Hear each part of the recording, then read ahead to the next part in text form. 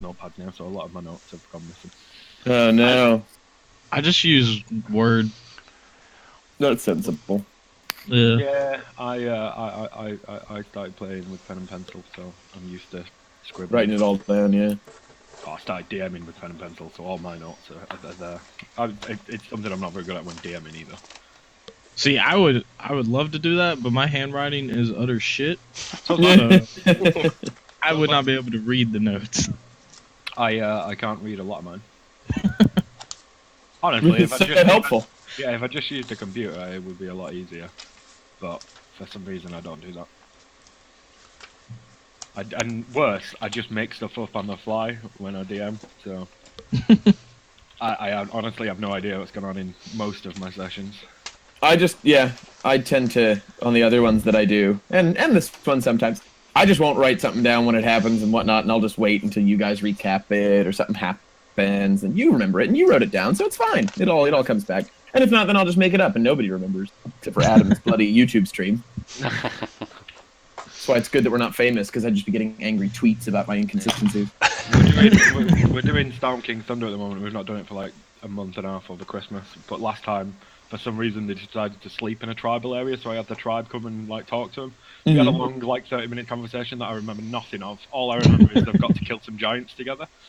Oh, great. I don't remember who I said was there, so it's like, we'll see about that. Hopefully, if I leave it another week or two, they'll all forget anyway. Yeah, exactly. No one will remember. Perfect.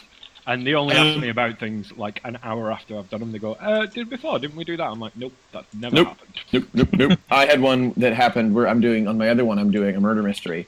And they just, right when we left for the holiday for about a month, was right when they discovered the body and they realized that it was in fact a murder mystery that they didn't know before, and they all got so excited, and then they immediately regretted all of their actions because I'd given them every opportunity throughout the entire session to talk to all the characters and to get to know them. They were at a dinner for so long and this and that and the other. And they didn't. They just ignored it and fucked around. And then this all happened, and then we broke, and then about a month later, I realized that I hadn't put some clues down ahead of time or whatever, but I knew they hadn't taken notes. So I just inserted them in, and nobody remembered that I hadn't talked about them the first time. It was great. But this bloody group, I've got to be on my shit, so, you know. Right, so on that charming note, let's boogie. Someone's frantically typing. That's how I type. That's why I don't like taking computer notes. Like a small brownie machine gun going off. People hate me. Really? You know, typewriters phased out a long time ago there, Jay. Not mine. I wired mine up to my computer and now use it as a keyboard. Right. Everybody hates it. I'm not allowed in voice chat when we're playing like text-based games. Yeah, you're not going to be allowed in voice chat on this game in a minute either. I will get some woolen pads for my fingers. That's sensible. Some little cotton wool gloves. See if that helps. So, let's do this. I don't think this whole session 0.3, or whatever we're going to call it, is going to take too long, because part of what it's going to be is I'm just going to run through some stuff. I know some of you are working on your backstory, some of you finished it. You're very welcome to share any of that information with the people here, if you wanted to. If you want anything to be kept a character choice and a secret that you want to reveal later or whatever, then you can obviously just email or just Discord it to me privately. That's totally fine. Then I was going to give you a bit of an overview of the world that you're in and the map that we gave you a while ago, and I'll just kind of go through some very high-level points that you would know as inhabitants of this world, sort of like very high-level knowledge. And then I've got a little activity for us, just a little something, and then we'll just crack on with our normal campaign. So I hope there's a pretty map involved in all of that, Alex. Sorry? I hope there's a pretty map involved in all of that. I've already given it to you. Oh, I like the more maps, though. You'll get more maps. But the one that I'm referring to for today is the Congas map that I gave you way back in the day. If you look in the resources, it's from the 15th of November in resources.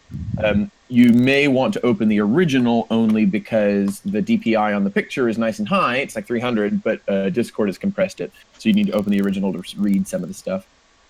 The world map, yeah. The world map. It's called, I think it's called Conga's map, but the world map that you see there with the coffee stains on it. Yeah. So what do you use to make your maps again? I use GIMP. Run it.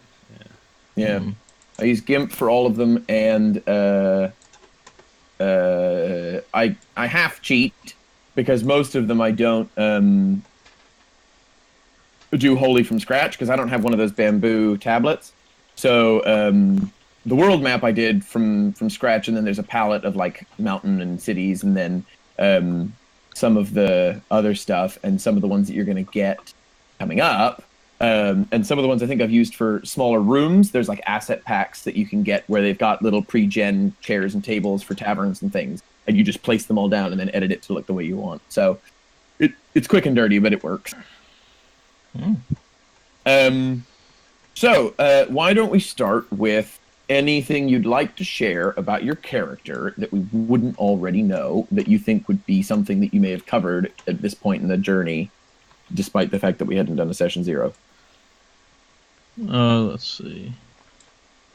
Oh, I redid Valoran a little bit, and I made him like be searching for fabled swords called the Twins. Okay. And so that's like his main goal now. And let's see, what else? Do you have any? I mean, you can send it to me if you don't have it now, or if you don't want to go through it now. But do you have any other lore about these swords? Basically, a meteorite fell, but it's referred to as a star, and it fell, and they crafted the 2 swords for a warrior named Valoran back in time, and that's how Valoran got his name. And supposedly they're told like they're sentient swords. Now that obviously doesn't have to be true, but that's the legend that I have. Okay, I can work with that. And how long ago was that? No idea. Okay. Oh, that's probably good. a while ago. So that means I get to make it up. Yep, are you still an orphan? With all that story. Kinda. I mean, so his parents were taken. For crimes against the kingdom. Yeah. But that's never really disclosed as to like what they did. And then he was raised in a monastery, studying history and researching fabled legends. So that's kind of how he would have found out about it. Okay, that's good. Yeah. Only because I had some stuff planned, as you know, about your mom, and if she was alive and well, and that was not a surprise, and she was back home, then that was going to fuck me up. So I'm glad that worked. Yeah, I didn't want to like change that all of a sudden. No, thank you. Okay, cool. Anything else about Valoran that we would want to cover now, or is that the big update? I think that's it right now. Cool. I'll read through and check, see if there's anything else. Cool. Adam? So, there's a few. I sent you the knives that I'd come up with. Yeah, you sent me your whole thing. So, I went back through my backstory and thought about, what after reading that document regarding knives, what could I do? And immediately, the backstory I invented for Sonny was that he was an only child.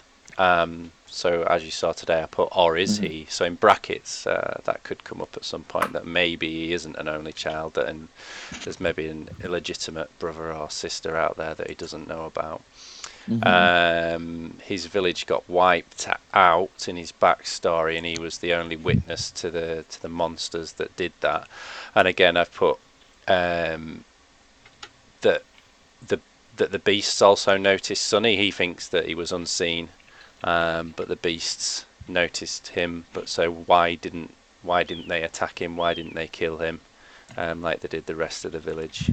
Did you have any vision, or did you leave it purposefully vague, on the manner of beast that committed the crime, committed the act? Yeah, purposely vague. My Dungeons and Dragons lore isn't that great, so I'm not sure who or what that could be actually. So that's fine. I've got some ideas that we can try. That's fine. They were Wendigos. Wendigo. It's broad vengeance against the Wendigo. That's why they were following us. And the explanation that the Emperor's engineers gave Sonny when they turned up was that the locals had tapped into a trap gas in their mine, and that's what had caused the explosion and wiped out the village. But Sonny knows different.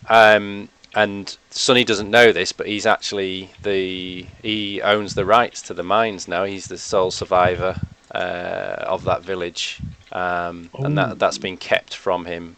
That he actually owns the mines now. The entire village was cut off and sealed on the Emperor's command. All valleys and all ways into the village have now been cut off, and it's forbidden to talk about it and go there. Sonny continues to drink to numb the pain and the visions of what he saw that day. So although the Emperor sent him, when he turned up in the city, getting himself into trouble in all the opium dens and drinking himself into a stupor, he eventually got arrested, and the Emperor took pity on him because he knew where he was from and what had happened to his village. So he sent him to the temple of Yaiti, where the drunken masters train. But his dark secret, even that he kept from the drunken masters, was that he continues to drink to numb the pain and the visions of what he saw that day in his village. What are the other new knives? But Sonny loves the Emperor and would do anything for him, so it's kind of a debt that he feels he needs to repay the Emperor somehow for, taking pity on him and sending him to the temple. What else have I got?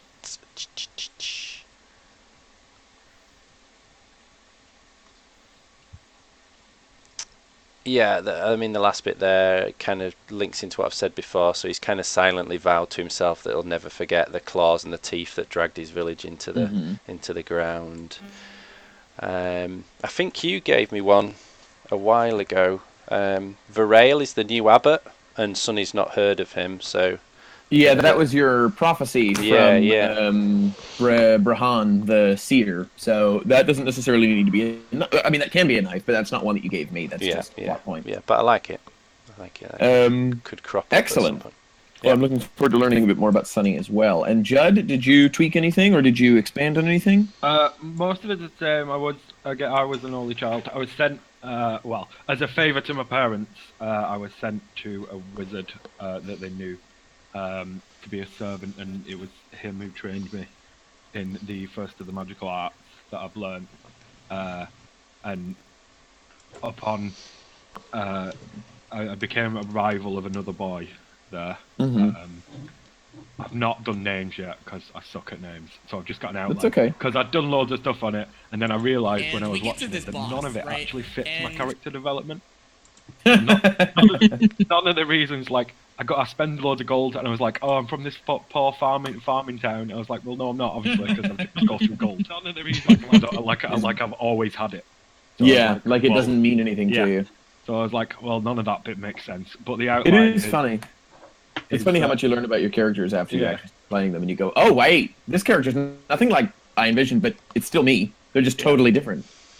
So I realised that it requires some extra tweaking on that. But yeah, so I was sent by my mentor on a quest because I wanted to become a truly great wizard, and I'd learned everything I could with him. He was a very kind older man. And it's him who sent me, and the bit that I couldn't figure out is how the hell I got to Broadford from Demarius. So that's the bit. Get through. Well, that's and that's for everybody to determine is somehow how you ended up there. But I assume he just sent me somewhere remote to develop. There are some knife things in there like rivals and some desires and stuff, but I've not finished them yet. Well, that's the basic outline of that's great. No, that's fine. That's where the arrogance comes from, and the desire to prove himself. That's why he sometimes gets shocked whenever he falls unconscious and he's learning a bit more about the world. But the fact that he's not totally invincible and that he can't solve all the problems with cash. He's not incredible yet. Yeah. So I am writing that out, which I will get to you this week because I'm off work again. Okay, yeah, no. I'm glad that you guys thought about it, and it's useful to have a couple little bits and bobs. I've got the next little sort of bit written anyway, so the knives will start getting integrated, but I just wanted to do it sooner rather than later. So let's go take a look at the map now. and we'll just go through some of the stuff that I will share with you about the world that I built, and then, as I say to all my campaigns with their worlds, is that, you know, we build it together, because you're telling me stuff, like Sunny, for example, has given me his backstory, and from that, there's a bit filled in that I hadn't written, which is that in Skenesaws, it's ruled by an emperor, not a king or a lord or anything like that. So that's really helpful, because now I don't have to write it. I can just use that. I need to change that as well, then, because that's where Valoran's from. And I have King. King, Emperor are very, very similar, but... Could we be related? That'd be a good twist. I do have a brother now, but he's named different. Oh, you never know. Well, that's something to think about, actually. Is that too obvious? Never mind.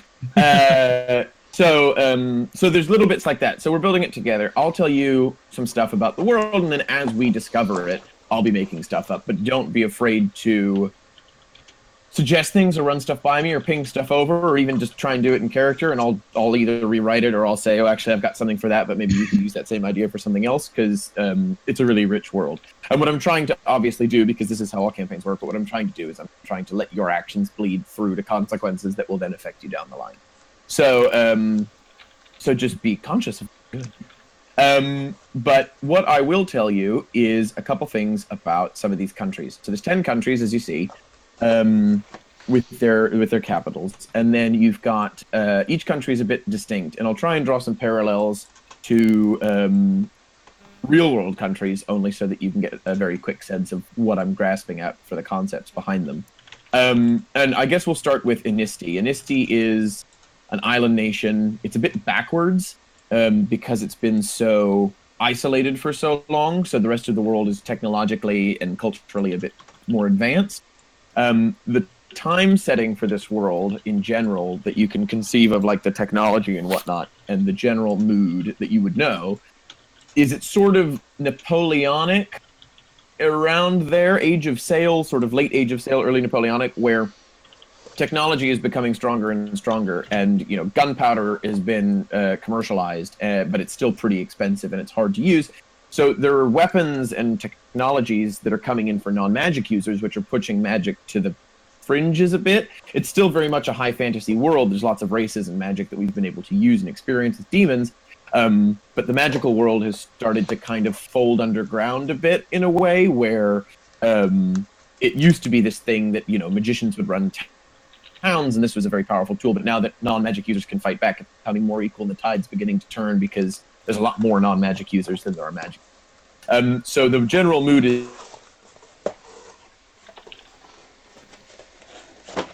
Got out a bit there, Alex. And as you, of course, you'll have wizard pavilions and stuff like that. But we lost you for the last minute after. Oh no! Magic pushed down. That was pretty much So I'll see if I can go back. I've just been blabbling. So magic has been pushed to the fringes, really, and it's not rare because, you know, we've had a lot of it, but it's not hard, it's not easy to find. So if you went to a capital city, for example, we see that there's a wizard pavilion. You might find magic shops in some of the larger towns, but as you pass through smaller villages, it's entirely possible that they'll never have ever encountered anybody that could use magic before, or never even have heard of it as a concept if it's remote enough. So it's there, but it's starting to fade out as non-magic technology through sail and not yet steam, but through sail and gunpowder and iron and those kinds of things are becoming more and more advanced. Again, just because of the population differential, there's so many more people that are able to use those tools that can't use magic, that the magic users are very outnumbered. They're very much a minority, a very powerful minority, but a minority. So that's kind of the world that we're in. Inisti, like I said, is a bit backwards, a bit provincial, but certainly not, totally on the ass end of the world. But it's been pretty stable historically, and it's not very well populated. You know, it's a smaller country. It's not very big, but it is very old. So there's a lot of adventure there, and that's maybe one of the reasons that brought you there, because there's things like the Valley of the Tombs that we went to. It's not thriving as a live nation, but there's so much history and so much has gone on there in the past that there's a lot of stuff to go and adventure for, and a lot of creatures still lurking around and things like that. So it's a good place to do that. If we look down in the south to Skenesaws, where quite a few of you are from, actually, Skenesaws is very similar to a modern day, or not a modern day, same sort of era Greece, in the way that it's very rich in trade, but it's very much a seafaring nation because of the mountains that are separating certain things. There's some towns that would take weeks to get to by land, but would take days or maybe even a day to get to by sea. So the Skenesos people are Skenesosians? I'm making that up now. Skenesosians. The Skenesosians are very good sailors just from a very young age because their nation is so small in land, but it covers such a wide area that that's really the only method of travel that's very reliable. It does very well for itself in trade. It's not rich or particularly advanced, but it is very, very much a nation of export because all the products of the sea really come from Skenesos. Lots of fish, lots of this, lots of that for itself. And then the longer term stuff that can survive journeys to places like the other cities in a few days could then be, exported, like pearls and other things. So it's very nautical, Skenesos, which is in stark contrast to the country above it, which is Silweald. Pretty much the entire country of Silweald is covered by a giant forest. It's enormous. It's the biggest forest in the world. It's deep. It's very revered in a way, or feared. I don't know what the right word is, but there's definitely a sense that, like, even no matter where you're from, just part of the world, you've heard of the great forest of Silweald, and that it's full of some crazy shit because the country itself isn't very well populated because the civilizations that have been eked out, the towns that have been made, had to be sort of hewn from the forest, and that was very difficult to do. So it's not very well populated. It's not a huge player on the world stage, but it is one of the main countries that shares borders with these other big ones. So it still manages to have well-traveled trade routes. Just north of that is Plostri. Plostri is the richest country around. Axis, the central city, has connections to every single city in the whole world. It's the main trading port. It's the biggest city in the world. It's got so many people. It's a bit like New York, London, kind of Shanghai combined. It's really, really big. And so that's these rivers around Axis, these like ship-faring rivers then? Yeah, so the big rivers, you can see that the rivers that come through towards Axis come off the sea, and those are the water routes that would take you to places like Anisti or Letus. So they are large enough for like heavy ship travel. Yeah, so big crate barges and barks and large sailing ships could easily get up these quite mouthy rivers, where the river in Anisti that you traveled down with your gnome friends on the punting boat was probably a few hundred yards wide, and that was certainly good enough for that. These rivers are almost a mile wide. They're huge, huge, huge. So it's very well traveled, and there's roads going everywhere.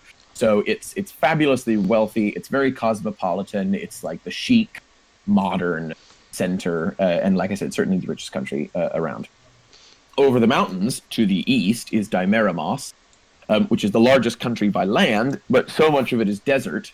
And it's so secluded from everything else, except for part of Skenesos by sea, that while it's very big, it's also a little more rural, a little more backwards, not as much of a cultural hub. So you might compare it to modern day, I don't know, Argentina, or what's another big, slightly rural country, somewhere like... I suppose parts of Canada. Obviously, Canada's quite wealthy, but these big, vast tracts of nothing, lots of wilderness, lots of fields and plains, not a lot of settlements, very cut off from the world, very hospitable people, but just not terribly modern in contrast to their neighbors over the mountain. Jammed with tiny little writing, and it was really hard to get it in there, so I do apologize. Jammed between Plostri and Dimeramos in that little V of mountain is a small country, and it's called Ilitatawa. Ilitetawa. And that's a very, it's very small, and it's old, and it's strong, and it's very rich. And the position that it's forged between these mountains has meant that for a very long time it's been militarily advantageous for them. They've never really been conquered. They're not a strong country. They don't go out and conquer others. Very Swiss in a way, where you don't want to fuck with them, and they're just going to do their own thing, and they're going to be just fine all by themselves. that's a very good place to go for a lot of fine goods. The mountains there are very rich with natural resources, so there's a lot of jewelry and fine things being made there. It's a very wealthy country. And then the last three up at the top are far more rural, and that's where in recent years, a lot of magical beings have been pushed. So a lot of the orcs that you're going to find, a lot of the Goliaths and giants, not necessarily Arctic creatures to begin with, but the sort of force of humans and other sort of more common magical creatures like elves and dwarves have really pushed them further north. So you've got Suk on the left. Suk is very Russian in a way. It's just, it's a big, powerful nation. They kind of keep themselves to themselves. It's very, very cold. Nobody really wants to live there, but if you're born there, if you're used to the cold, then you can deal with it.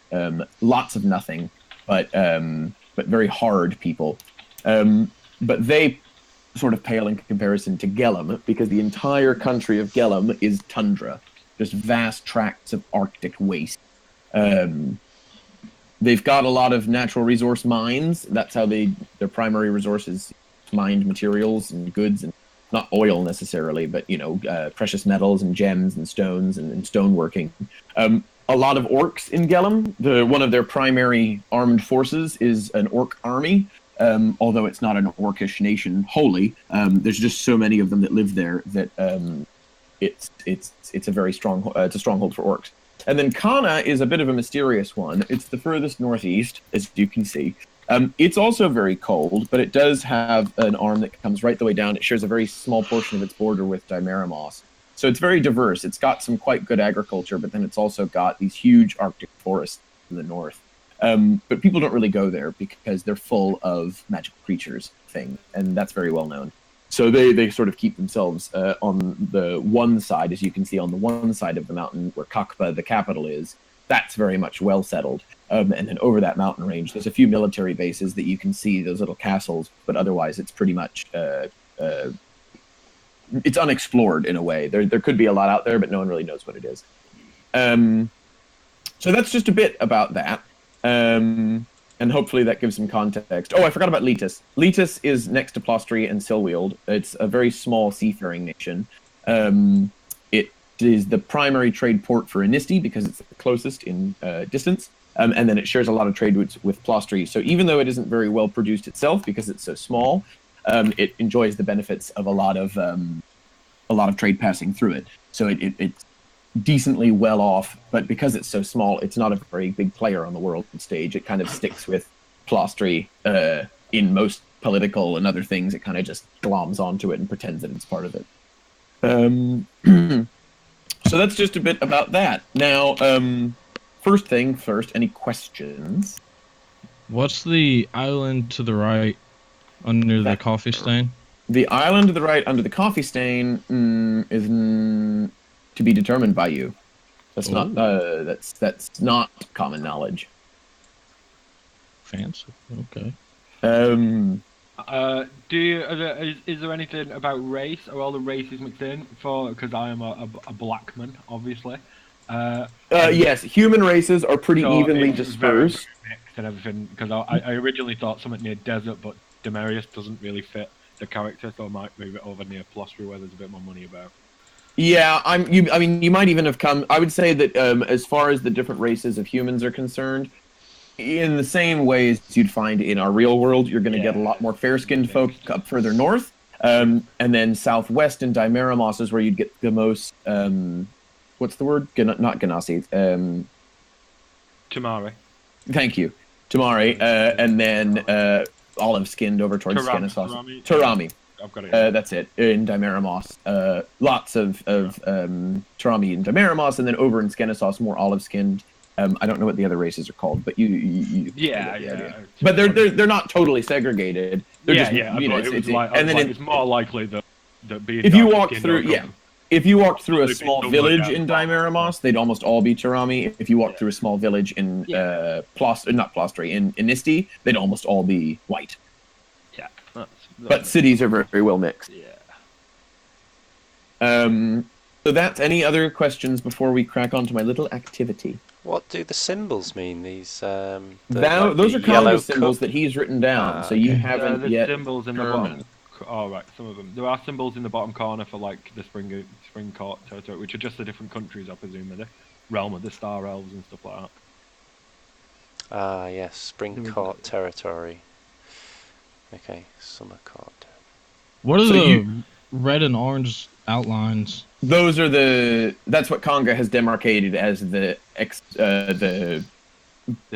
of the territory, the borders of the territories indicated by the symbols with the matching colors. So, like the desert one would be the Summer Court, the Spring Court would be all of everything circled in yellow. Yeah. Oh, is it that one?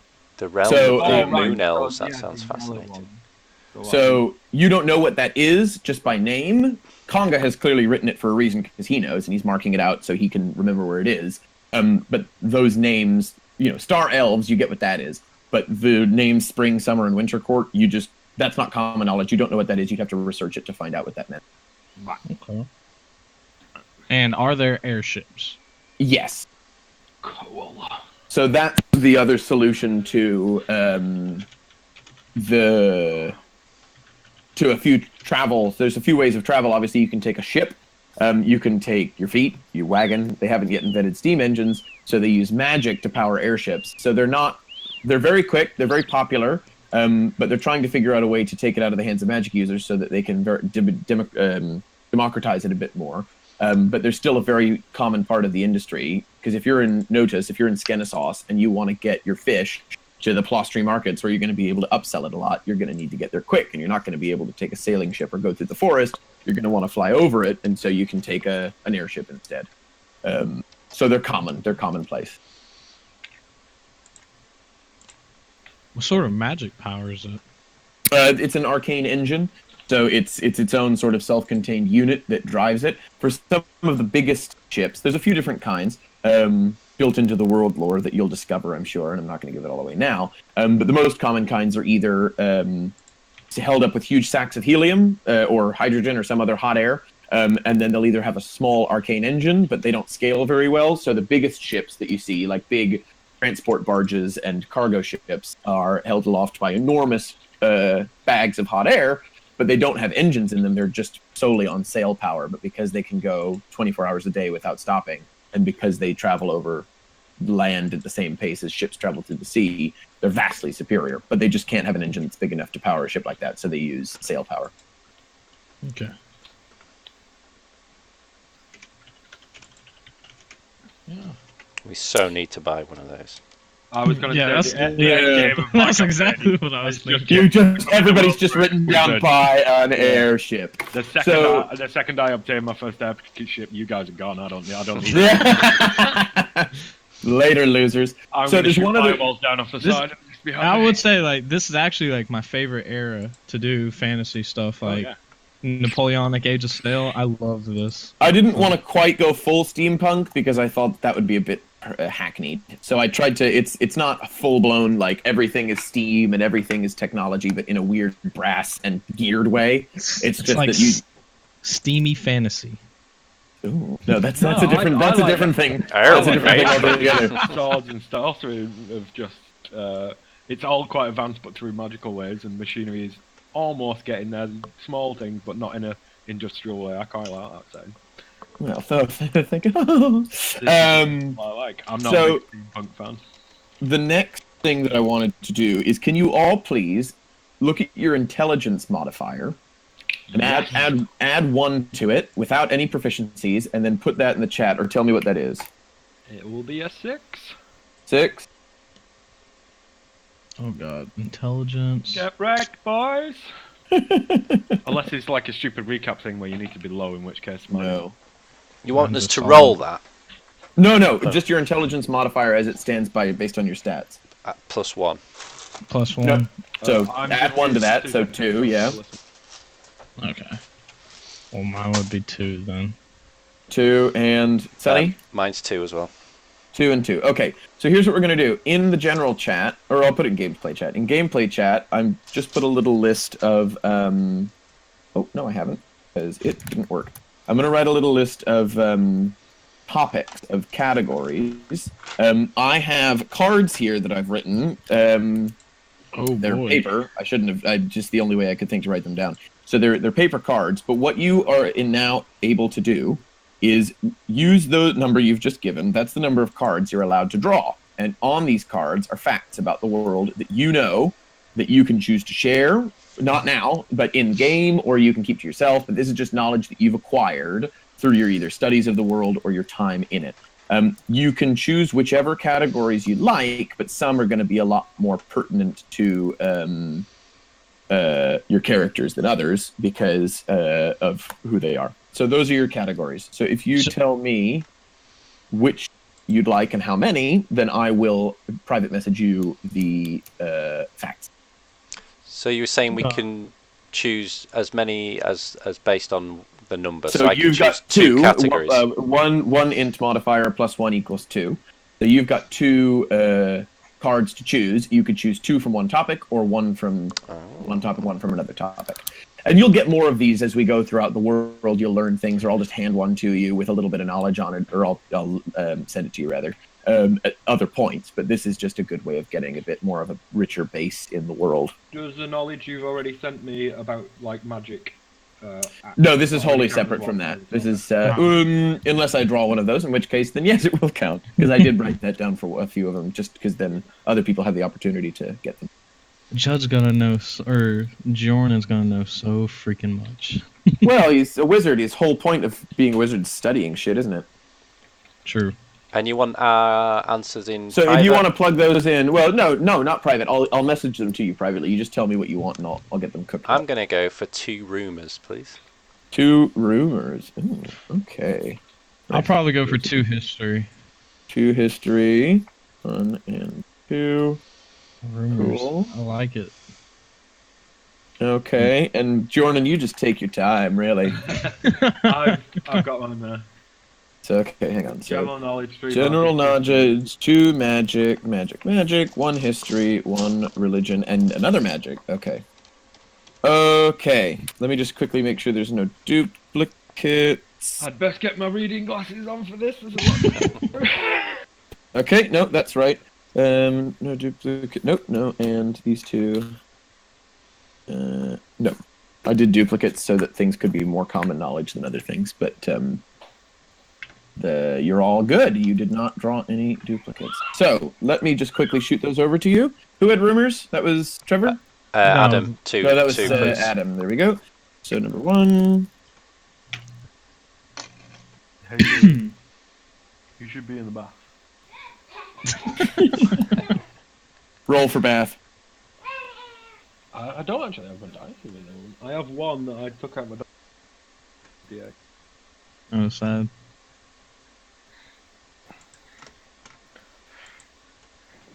I'm interested to know how much airships are. Surely we have. They're expensive. Always low. Well, it's like anything. You get what you pay for. Well, You don't want a cheap airship. if we didn't give away the giant diamond, we could probably afford. Trev, your history, yeah? Would have covered it. Yeah. Yeah, 2 history. Oh, but she was just about to play D&D. Oh, she'd be great. Kids make the best DMs.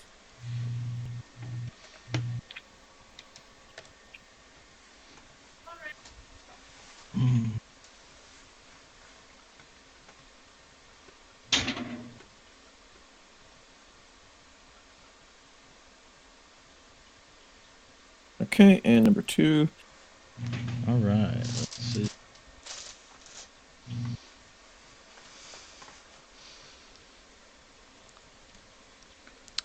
I'm just googling pictures of airships at the moment. Awesome. Okay, and now we do Judd's very quickly. I'm not going to categorize yours, Judd. You're just going to get them on. I'm sure you can probably figure out what they are. I'll probably be able to tell the difference. I'm a smart one. I like to pretend I'm a smart one. Interesting. Okay.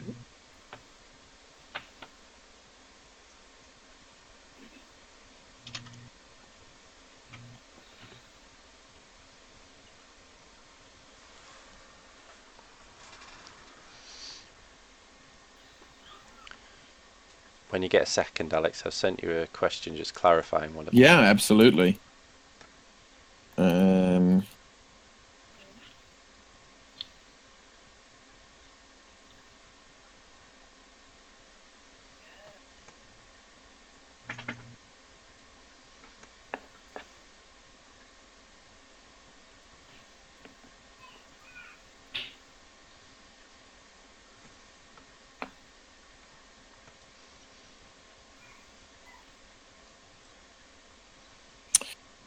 Yeah, I'm also probably gonna shoot you a question.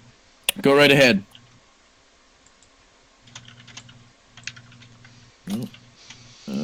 One you've. Give us a minute, boys. We're only halfway through, yeah.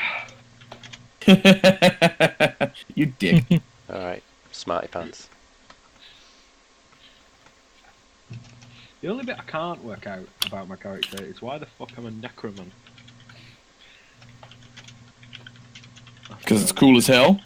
Well, I thought that, but I'm not big on summoning yet. And I have 0 necroman. Well, I have 1 now. Spell, I think 2. Basically.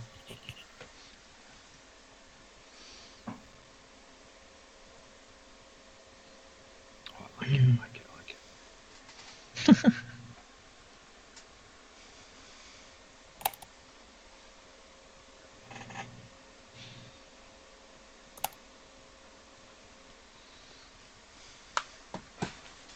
Okay, and last but not least.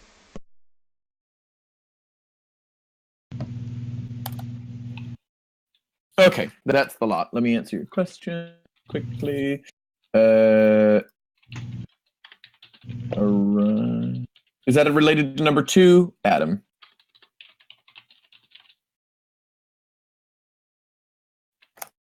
Guess we'll never know. Right. Oh, sorry. From Aura heading. Okay, and Yeah, number 2.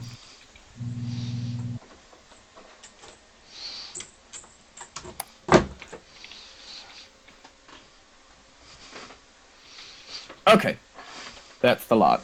Any questions, Judd? I think yours are pretty straightforward.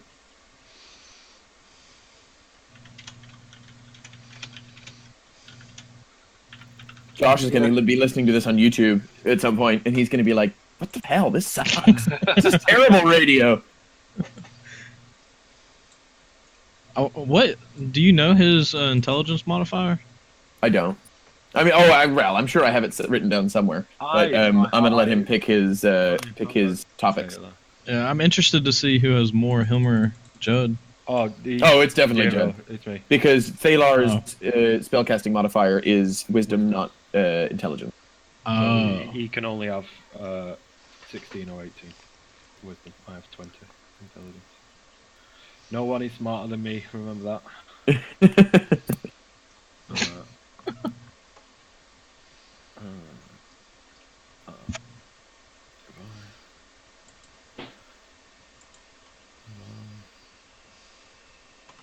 Save?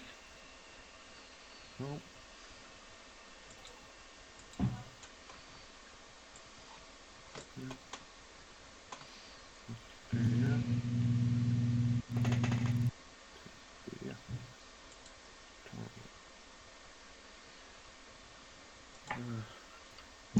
No. Get down. Child or cat? Oh, it was Dog. Trevor. It's going to be a dog. Yeah. As the dog. Cats don't ever bother me. They don't like me. Oh, that's nice.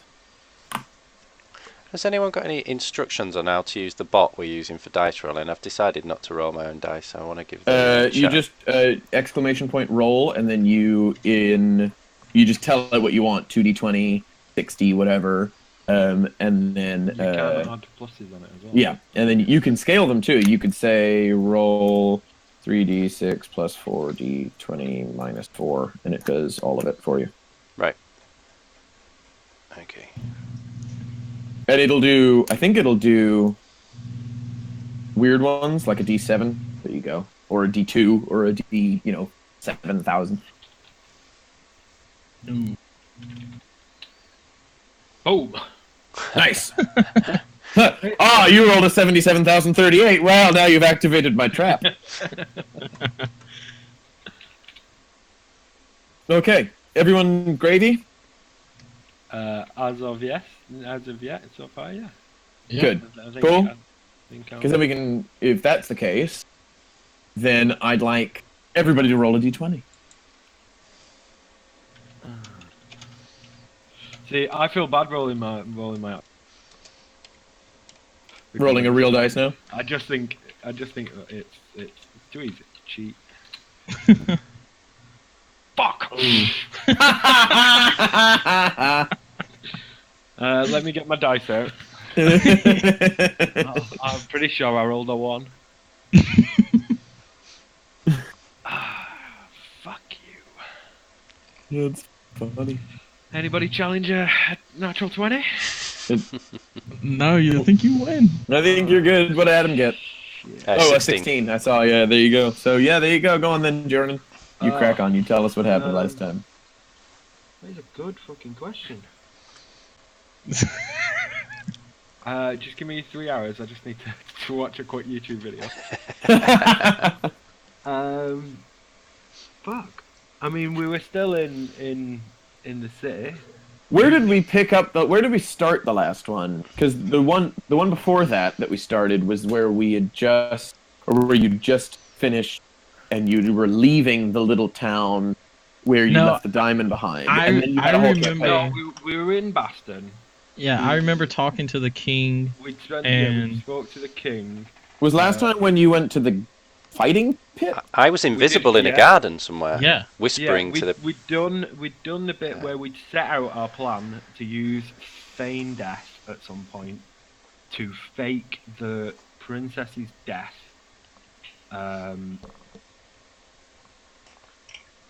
So I think we'd spoke to the commander, the king's brother, I think it was. Told him we were going to kill her. Yep. We'd sent Valoran and myself, I think, to the princess to tell her that not to worry and that we were gonna fake her death and smuggle her out the city. I think that's what Sonny was doing. Sonny had been in the garden speaking to the queen, saying that we were going to fake her death, not to worry. This was part of the plan. Shit. And then had we? I think we were... Who was missing last time? Me. Yeah, so I think we were going to leave it until this time to cut to you talking to the princess in her room. Yeah, I think... Oh, actually, yeah, because I might have something else. Thalar. I think, did me and Thalar do something? We sent for Laura. You were the ones that... Because Sunny was invisible. So you were the ones that went to talk to the captain of the guard, while Sunny quietly crept around to find the queen. Yeah, and Valoran was to go and speak to the princess. So and Valoran snuck around to go talk to the princess about the plan. So you kind of tripled down. Yeah. Talk to her about the plan I have no idea about. Well, now's your opportunity to fill him in on the plan, boys. And I think the game ended with Sunny... You just left the palace, I think. Thalar and John and outside while Valorin was possibly still inside talking to the princess, yeah. The plan that we came up with, stupidly, was that we were going to get the princess to entertain Valoran and I and then we were going to get thingy in, one of us in. We would then use feign death to fake her death. I think we were going to ritualize it up a bit so it lasted a bit longer than the established hour. Then we would sneak her body out and get her away from the palace. And then we would use the time that we'd bought from the murdering captain of the guard to see if we could bitch slap Chantea into a bit of sense or find a way for Shantae and the king to make peace, so that maybe the princess wouldn't have to die. I think. So we're taking her back to the mountains? We've not got that far yet. Oh no, I mean like, was that the plan though? We were gonna take her. No. I mean, we've not got that. Oh. I stupidly went, oh, I have a spell called Feign Death, and everyone went, let's do it, and that's all. That's just, So we have the fake death, but we don't have the escape route.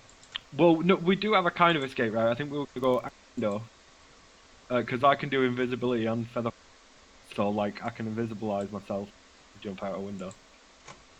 I think that was the plan. And where's Shantae? Because I missed that session. She's in the mountains somewhere, is she?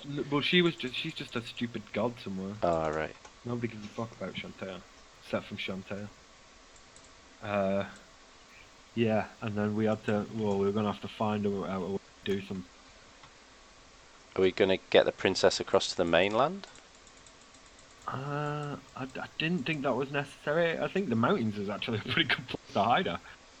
Didn't know her people. mom want her to go to the mainland somewhere? Yeah, her and her mum were gonna sneak out and just live in exile forever, but I didn't think that was very fair. I mean, we could also send her to Broadford.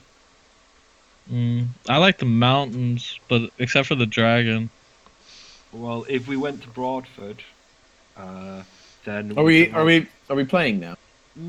Are you in character now? No, we're not yet. metagaming no. lots. Still trying Yeah. to remember what the We're plan trying to is. figure out what the plan was last session. No, you're trying to write the plan. I can hear it because I know you haven't gotten that far. So what I'd like you to do is start playing so that you can figure this out in character. So But we're all separated. me and John and Thale are outside the gate, are starting to panic. The three of us are all right. We're like, did we Turning a explain princess properly about to the Valoran the plan? And Like, I hope he remembers exactly what. Oh, I tell you what, that's a great idea. Okay, so you've just discussed all this I'll retcon it that you've already talked about all the stuff that you were just talking about, and maybe you'd made a decision and maybe not. But Valoran just forgot. So he doesn't know. As you're having your conversation, he just forgot. We're gonna say outside. I'm gonna say, God, I hope he remembers every single detail of the plan. well, why This incredibly well thought out plan. Let's have a recap, John, and I think Out of Valoran's earshot. Let us discuss the plan and hope that Valoran Can overhear. It, yeah. I trust Valoran. He'll relay. Right, smash cut 2. Yeah. One Valoran. question, Valoran, are you a paladin or a fighter? Fighter? Right, okay. Because in one of the earlier sessions you were called a paladin, and I was very confused. I don't remember that. I don't remember that. Somebody said he was a paladin. Maybe you're thinking of Thaler? Nope. 'Cause he was Oh. I knew it was Clark. So it was just a comment someone made about you being a paladin. No, Oh, wow. because I was like, if he is, he's playing his character very wrong. This whole thing's gone sideways. It's like I've not seen him divine smite once. Really, all you do? But no, that's alright. It was just a quick question. That's funny. Okay. Valoran, you find yourself in the chamber of Valinada, the princess, and she is sitting in a chair by the window, embroidering a little sort of pillowcase trinket thing favor, with a lovely sort of pastoral scene with flowers and things. And she's looking out the window, and she hears you come in behind her.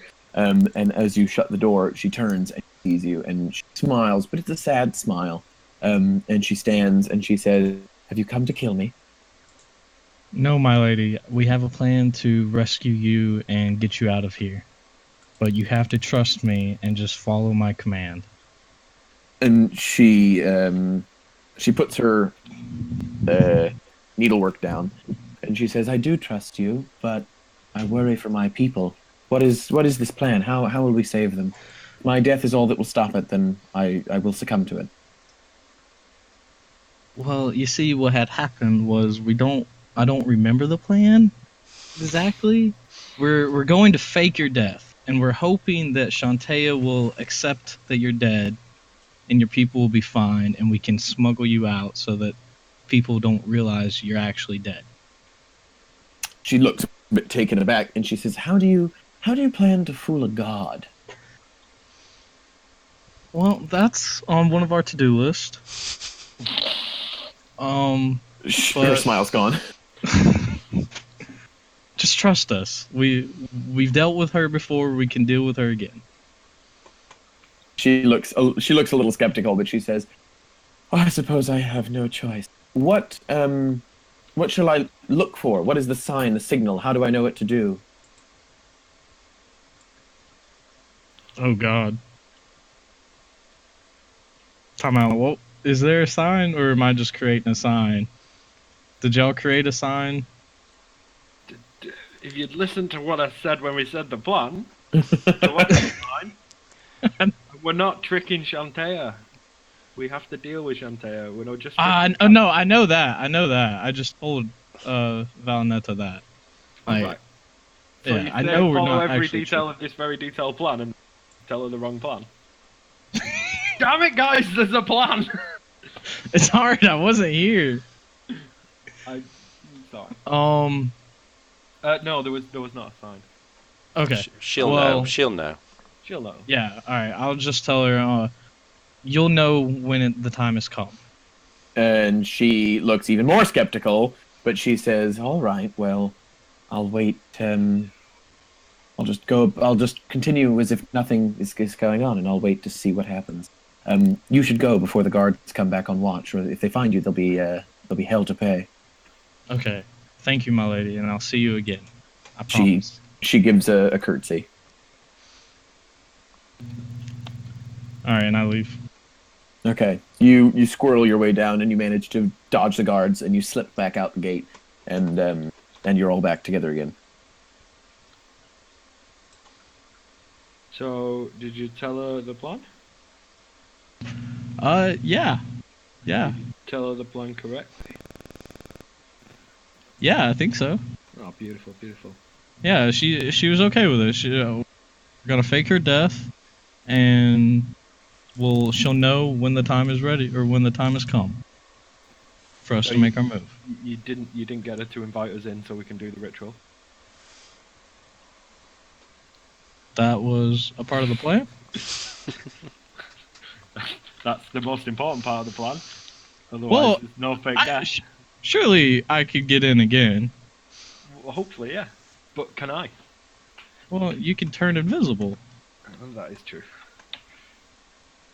Well, it'll work out, Jordan. Don't worry. Right, we're fine then. So- yeah, To the pub. so that seems to be our go-to. And Sonny starts skipping down the road. Do, do, do, do, do, do, do, do, do, do, do. Are you heading back to the tavern? Is that what's happening? Yeah, we'll have a powwow. Okay, Yeah. so you saunter back to your tavern, and as you stroll in, it's live. Oh, I'll get some nice stuff going. It's lively, and it's sort of the height of rush hour. So all the seats are packed, and the bar has got some seats at it, but otherwise it's pretty busy. So you are just listening to the music and enjoying the atmosphere, and you see Enid and Bradley roaming around. Bradley! Hello! How are you, Bradley? It's real busy. Are you earning lots of money, Bradley?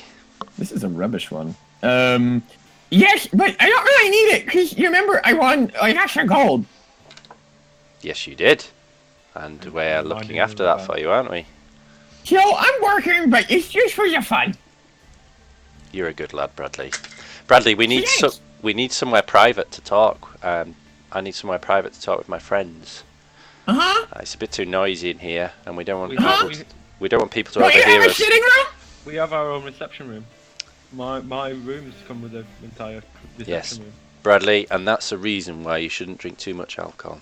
You forget things. Yeah, it's Yeah, good luck with that one. So should we retire to our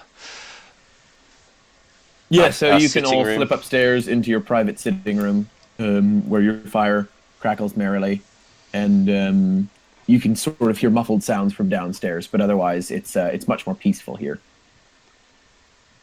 So let's decide upon the final pieces of our plan and start to put things into motion. Okay, so me and Jordan go into the princess's room and we fake her death. How are we getting her out and where are we taking her is the problem. Yeah, so meanwhile, me and Thalar could be ready. Well, we need some kind of transportation. If only we could afford an airship. Maybe we could steal one. Is that like back to the Future where he steps off the roof and onto the DeLorean flying below him? Yeah.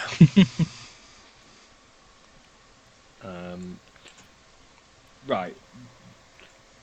So, I need to be in the room with Valnetta. What's she called? Valenta? Valinetta. Valnetta. With the bird, right? Then we cast. Well, I will cast Feign Death. That leaves possibly like two of us in the room and a corpse. The king's brother agreed to help us. He would help Get access. and a to the distraction. He said he would organise a distraction for us to get her out. Didn't we asked either the mother or I think it was did we speak to the mother and say that we need to take the body away because it won't last forever? Yeah. So we need access to the body. I think, wasn't it if we hang a red handkerchief on our window? We did that last session. That's what. Okay. One that we did one and then spoke to the other. Right, we need to agree a time that we're going to do the deed. We need to get that time to the king's brother so he can cause a distraction, which will then allow us to get the princess's body out for our our waiting airship. We need to obtain an airship then, or other transportation. I mean, I can go straight out of the window. But you can't take the body with you, can you? No. Like, if you're holding her, I'd she become invisible too? No, but I mean, it'd be dark. I think we'd do it at night, wouldn't we? Yeah. Mm-hmm. So I can get out. The only thing is, I can only make myself invisible. So, so either Valoran's about to get, or we have to take a chance of getting him out as well. How high up is her balcony? Could I jump? No. You could jump, but you'd hurt yourself. No, I've got feather fall. We could. That's what I'm saying. We can jump out the window. Oh, yeah, we could jump out the window. It would still be known that we were there, and then you've disappeared after the princess has died. Well, that doesn't matter, does it, when we're on the run? The king's brother said he would cause a distraction, though, to help us get the body out. Yeah. Suddenly you hear a knock at the door. Who is it? It's Bradley! I'll put my wand away then. What do you want, Bradley? Come in, Bradley. Bradley, did you say come in? I said what do you want, but yeah. Oh, well, Bradley opens the door. He doesn't come in, he just stands at the threshold, but he opens the door and he says, there's someone downstairs for you. Did he say who it was, Bradley? No. What did he look like, mate? He's tall, right, good. Right. and bald, and he's wearing a big white robe with blue bits, and he didn't say anything. And I asked him lots of questions, and he just sort of smiled and he nodded his head, but he didn't say anything. And he came with another guy too. There's another guy there, and he's wearing armor, and it's really shiny. Oh, so shiny. Does he look like a king, Bradley? No. Good. Okay. Send him up. Okay. And he runs downstairs, and you hear his little feet going tip tip. It reminds And me. then he reminds you of what? I was just that scene from Monty Python's The Holy Grail, and when someone says, "How do you know he's the king?" and he says, "Well, he's the only one that hasn't got shit on him." And you hear footsteps coming up the stairs. One In quite. the little bit of time they're doing that, I will just use prestidigitation just to like clean us up a bit and just straighten, get any like dust off our clothes. You look great.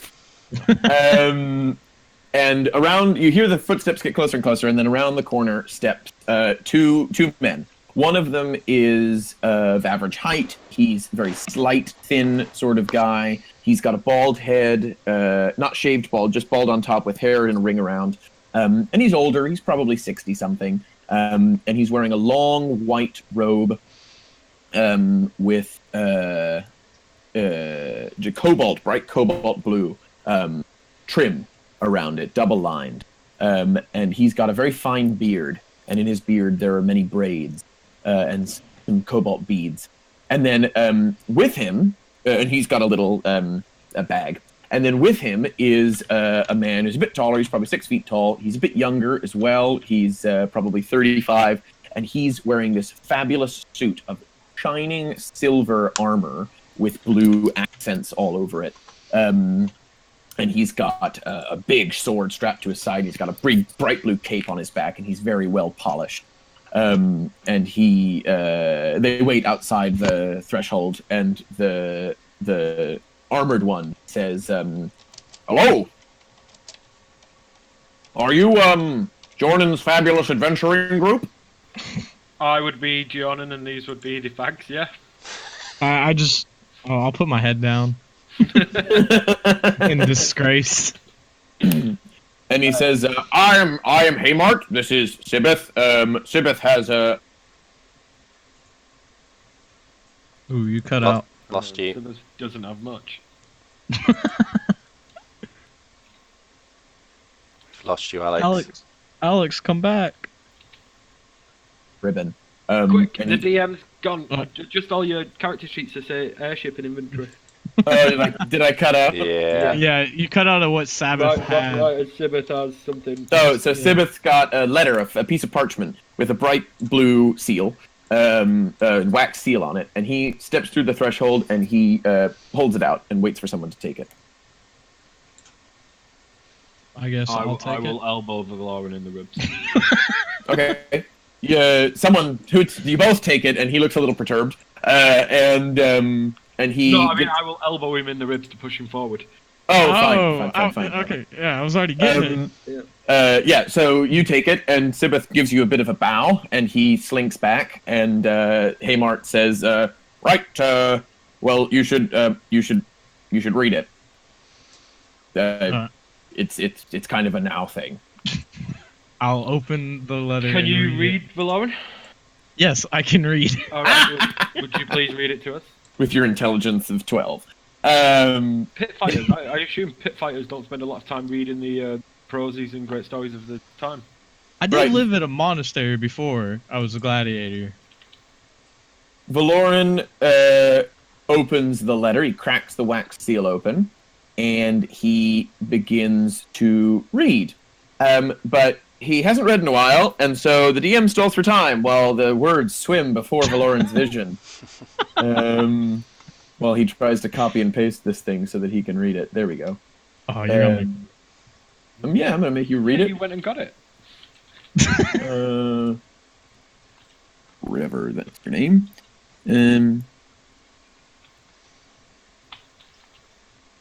Okay, there you go. All right. Please join me on the Abbey grounds today at 11 p.m. Our brothers monk Sibeth and paladin Hamart will bear you safely to me. It is of the utmost importance that we speak as soon as possible regarding your plans for our princess and how we can help. Yours in faith, Hildebrand Abbott. And Haymart hears you read it, and he goes, so we'll just be downstairs. You come on down when you'd like to come. And he and Sibeth retreat and shut the door behind them. And you hear them walk down the stairs. It's currently 9 o'clock. Reese. Who's the letter from? It is from a Hildebrand? Abbot Hildebrand. Have we met him before? No. I'm not sure. I don't think so. No. I'm gonna go with no. And he wants to speak to us urgently about our plans for the princess. How does he know about the princess's dilemma? Is what I'm curious about. Well, news seems to have got around about this. Yeah, did we say? Did we? No. Oh yeah, we said it in the throne room, didn't we? Oh, Because did we say it in front of everyone? Yeah, I think we said it in like an open hearing. We just went, oh, you need to kill this Valnetta guy. Shit. That would explain it.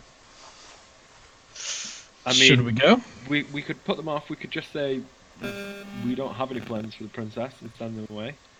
I mean, I don't want to deal with the priest, but I imagine Thalar does.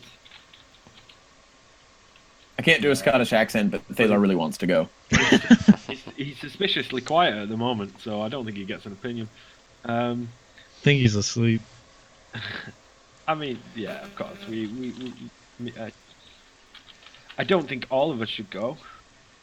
Should we? Should we all Well, go? unless the shit hits the fan. Well, I'm thinking if the shit's gonna hit the fan, maybe it's better that some of us aren't there. Like The airship fan.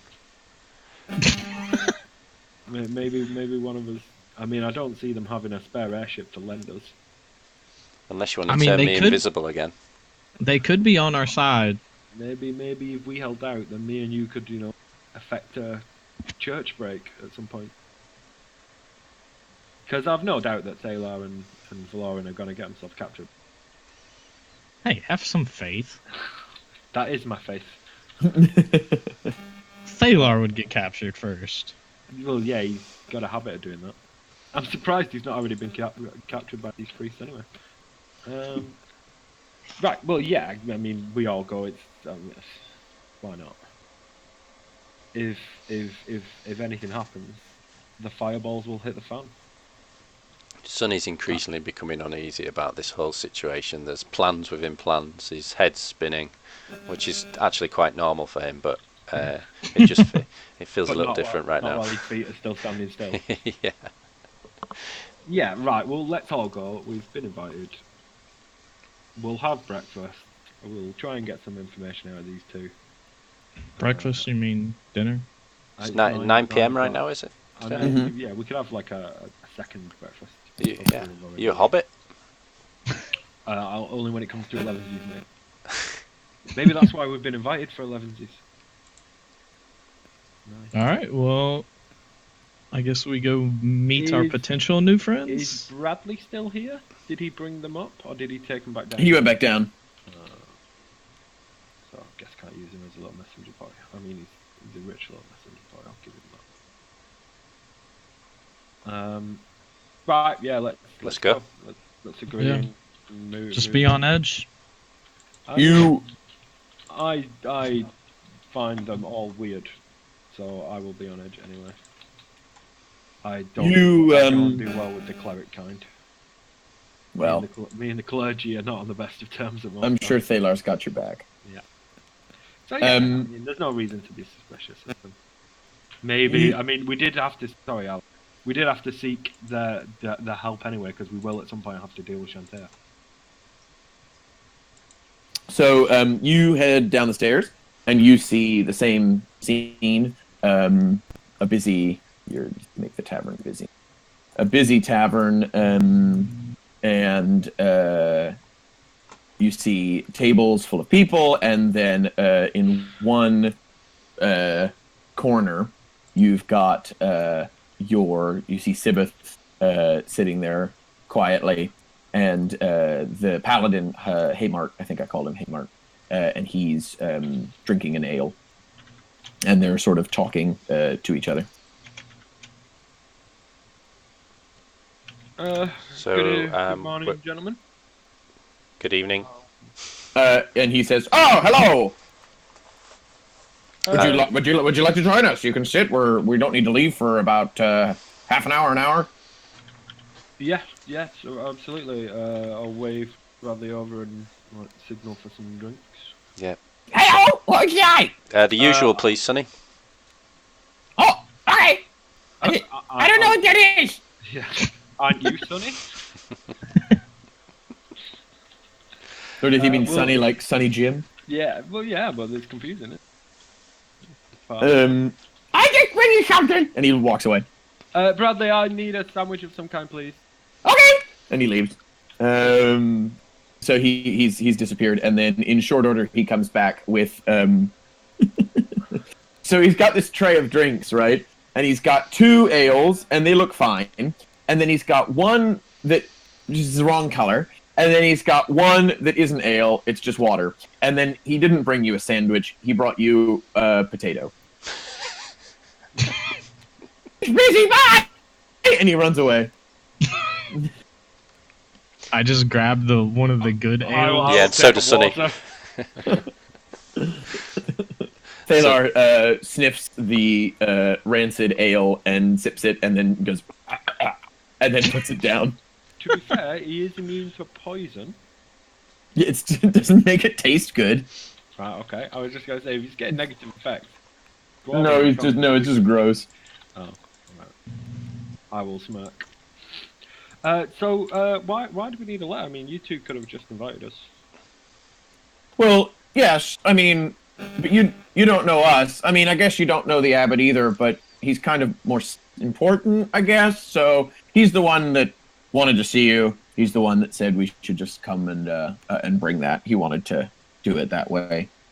All right. I don't ask a lot of. What kind of man is he? A calm man, an angry man? Did he seem angry when he gave you the? Oh no. He's very kind man, a man of deep faith. He's very benevolent. Always been very soft spoken and very wise. Deep faith. It's just my favorite. What's his interest in the princess?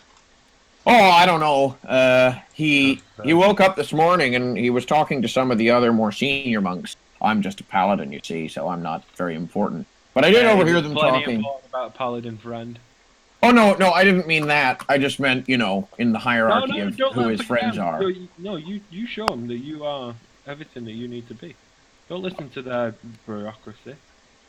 Okay, so anyway, to answer your question there, he was just talking to some of the other senior monks about something about the princess. I didn't get all the details, but it was just this morning he woke up and he really kind of had us one-track mind for that thing. Going on, he thought about it. He had some conversations with some people, and then he gave me the letter. He said, "Go to a wink and an ale house over in the textile district, and give this to Jornan's fabulous adventuring group, and bring them here when they come down and decide that they'd like to come." Sweet. Right, we'll finish these drinks, and I guess we can move on. I'm sure my friend Taylor here is very interested to meet this abbot. Oh yes. That was my. There you go, Josh. If you're listening to this, that was my Thalar impression. It was filthy. Yes, Thalar is very excited to go and meet this abbot. I guess. Yeah. Well, we can go after.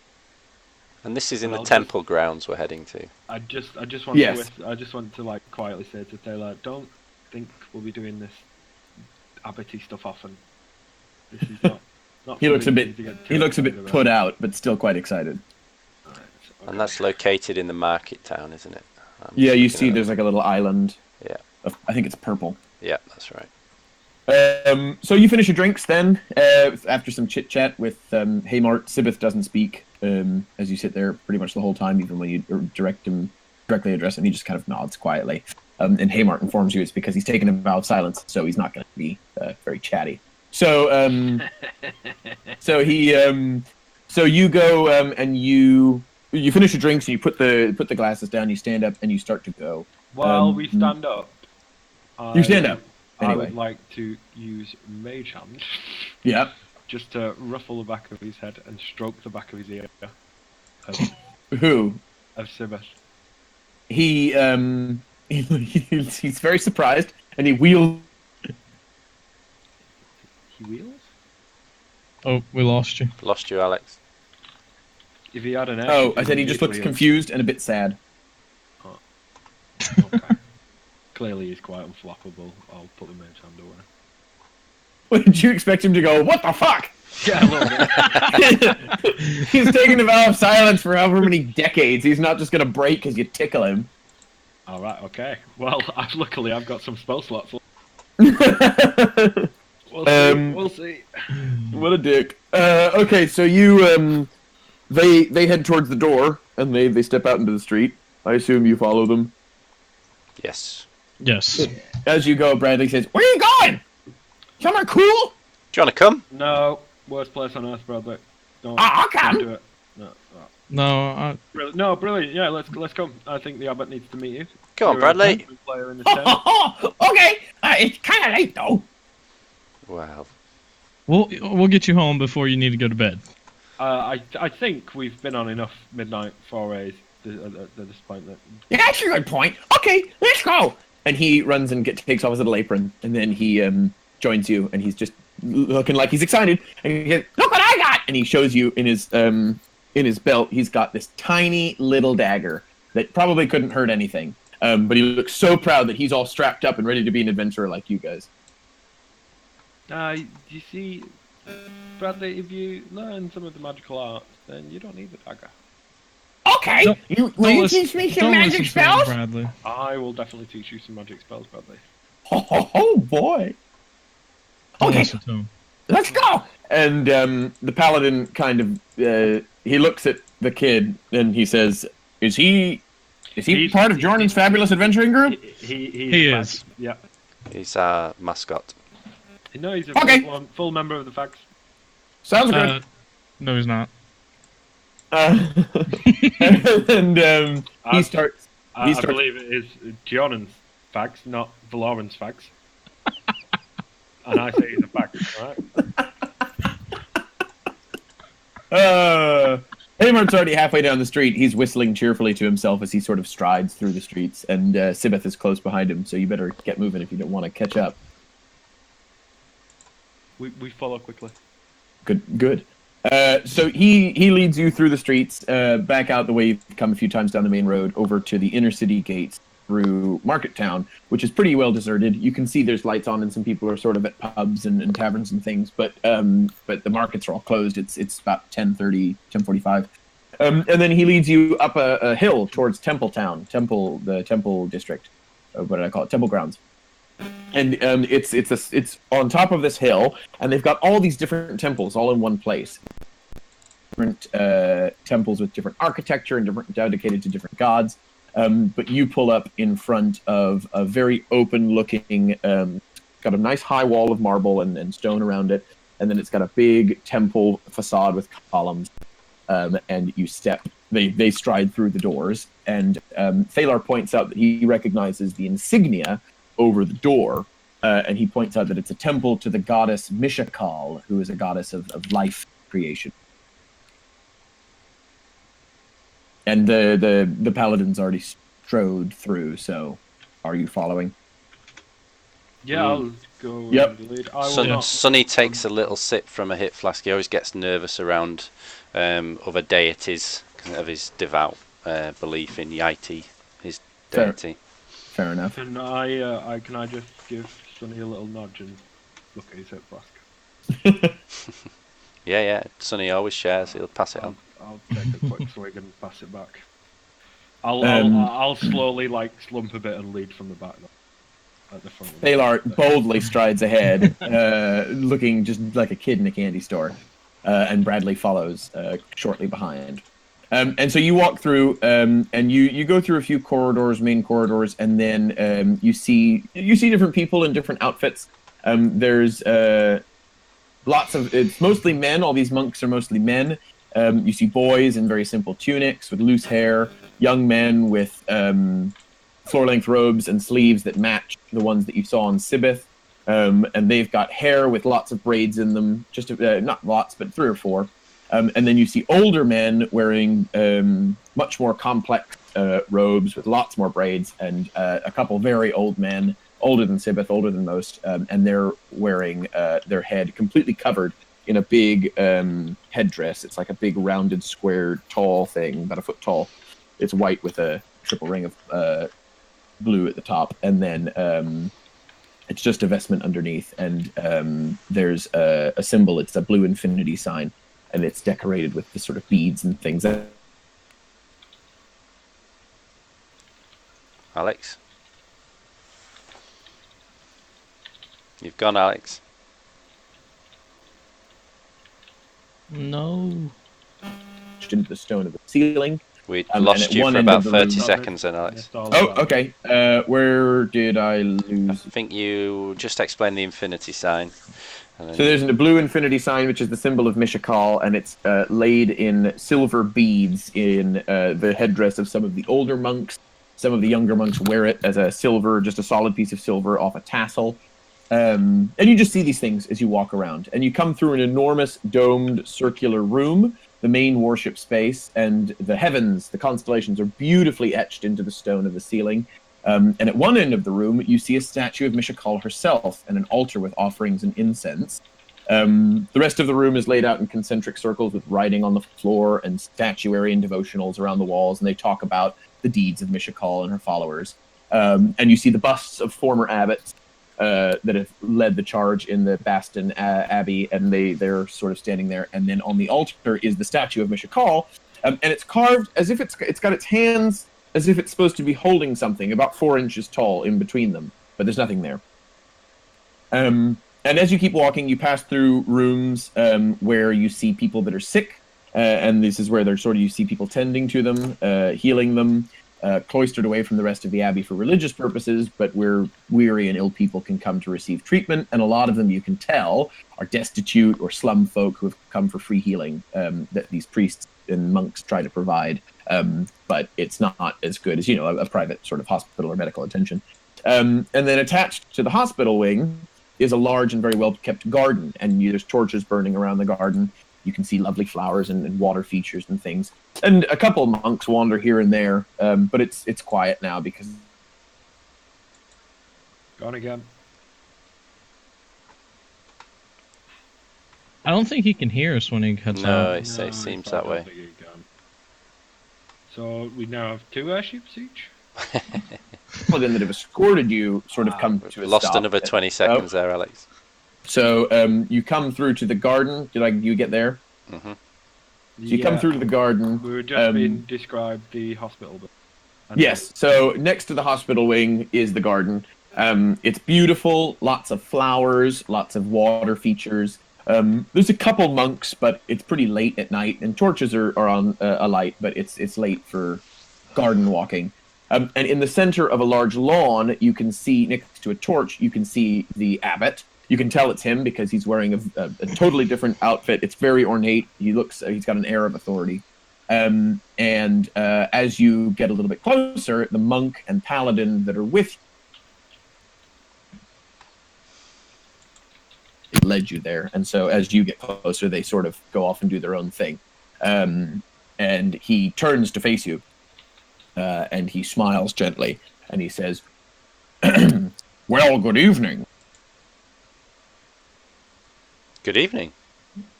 I'm very glad to see that you have come."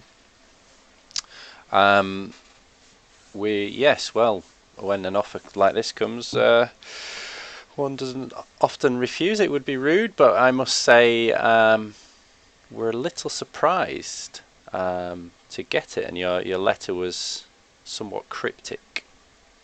Yes, well, I did that on purpose. I thought that just in case it fell into the wrong hands, I didn't want anything out there in the world. Anyway, allow me to introduce myself. I think we're getting a bit ahead. I'm Hildebrand, head of Mishakal's Abbey here in Baston. I'm very glad to see you. I must tell you, last night, I'll explain. Last night, Mishakal blessed me with things of Trontea, the details of your choices, how to carry it all out. We missed after last night Mystical visit. Oh, last night, Mishakal blessed me with a divine vision. In my dreams, she revealed to me the workings of Chontea and the details of your choices on how to carry that out. I will get straight to the point. She speaks through me to offer you aid in your quest. Right, and what aid is that exactly? Well... To what end exactly? Well, to what end is... Well, I propose the following. We are a hospital. We are creatures of light and healing. And I myself am a devotee of Mishakal. I have studied the art of life for many years. Here is what I propose. If you can bring the... No.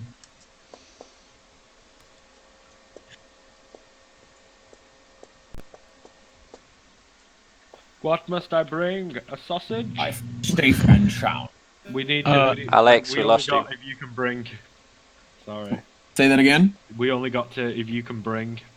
If you can bring the princess here, then I can use my magic to first stop her life, and then start it again. Bring her back with the power of Mishakal. Now that means that Chontea will be sated, and Mishakal herself will be dealing with things from the godly end. So you don't need to worry about that. The only thing that we need to do is to bring the princess here, and then we can hide her here in secret. And what does your goddess want in return? Well, I'm very glad you asked. We need your help. You see, we are simple people, simple monks. Our paladins are fine people, but they are mostly here to train and to pay respect. We need the services of true adventurers, and Mishakal has spoken highly of your adventures. Oh, so you want us to go find you some adventurers then? We can do that. Bradford has a bunch of adventurers. No, you misunderstand. The whole point is, we'll do this for the princess and we'll help you in your quest. Mishakal will do this, but she needs your help getting something for her. And I take it we don't know what that something is until the Well, deal I'm is gonna done? tell you. Continue. I mean, I don't expect you just to do it. Anyway, so perhaps I shall just cut straight to the point, shall I? Yes, please, Hildebrand. Thank you. It's a very long day, very long indeed. Let's see. So there is a sacred artifact. Mishakal has a sacred artifact. For thousands of years, she's had this artifact. It's a healing stone, an article of healing and regeneration. It once stood proudly in our statue's grasp, as you may have seen. Did you come through our annex? Did you see the statue? We did. I did observe there seemed to be something missing, yes. Yeah. Oh. Sorry. So there used to be a statue there, or a stone there, but it's since gone missing. Now, this was hundreds and hundreds of years ago, and ever since we've been looking for it. Our paladins have combed the world for any trace of its existence or location to very little avail. But finally, some weeks ago, we discovered some information which leads us to believe it's been here in Inisti this entire time, hidden only days away. But of course, it's not as easy as all of that. Well, it wouldn't be, would it? What do you think, Bradley? I don't know, this all sounds pretty complicated. Yeah, but this is what you've got to do as an adventurer. You've got to make these decisions. And I'm just trying to load the stupid sound.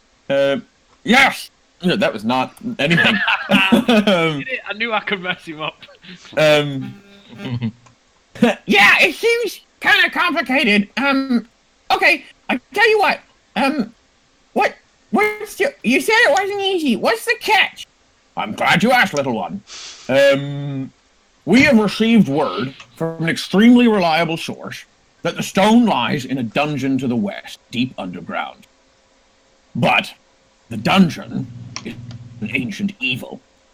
For you see, I don't know if you know much of our history, but long ago, there stood in the east an ancient and thriving city, called Ptolemy. The city prospered under the rule of its duke, in successful trade which flowed through its many markets, and the people were happy. Ptolemy grew and grew, and over time became one of the largest cities in the land, exceeding even Bastion in its size. But such success does come at a price. The people began to complain of a horrific smell in the city, as the overcrowded graveyards burst with decades of the dead. So the mines under the city, which had been used and used up, were chosen to serve as a new home for the bodies, and the order to create the catacombs of Ptolemy was given. They extended them. But with so many dead, and no one really willing to move the mortal remains of its citizens, the Duke was faced with a choice. He could either enslave people to carry every single bone into the mine by hand, or use magic to solve the problem, and naturally he chose the latter. So, he obtained the services of an unnaturally powerful wizard who specialized in necromancy. He called himself Serme.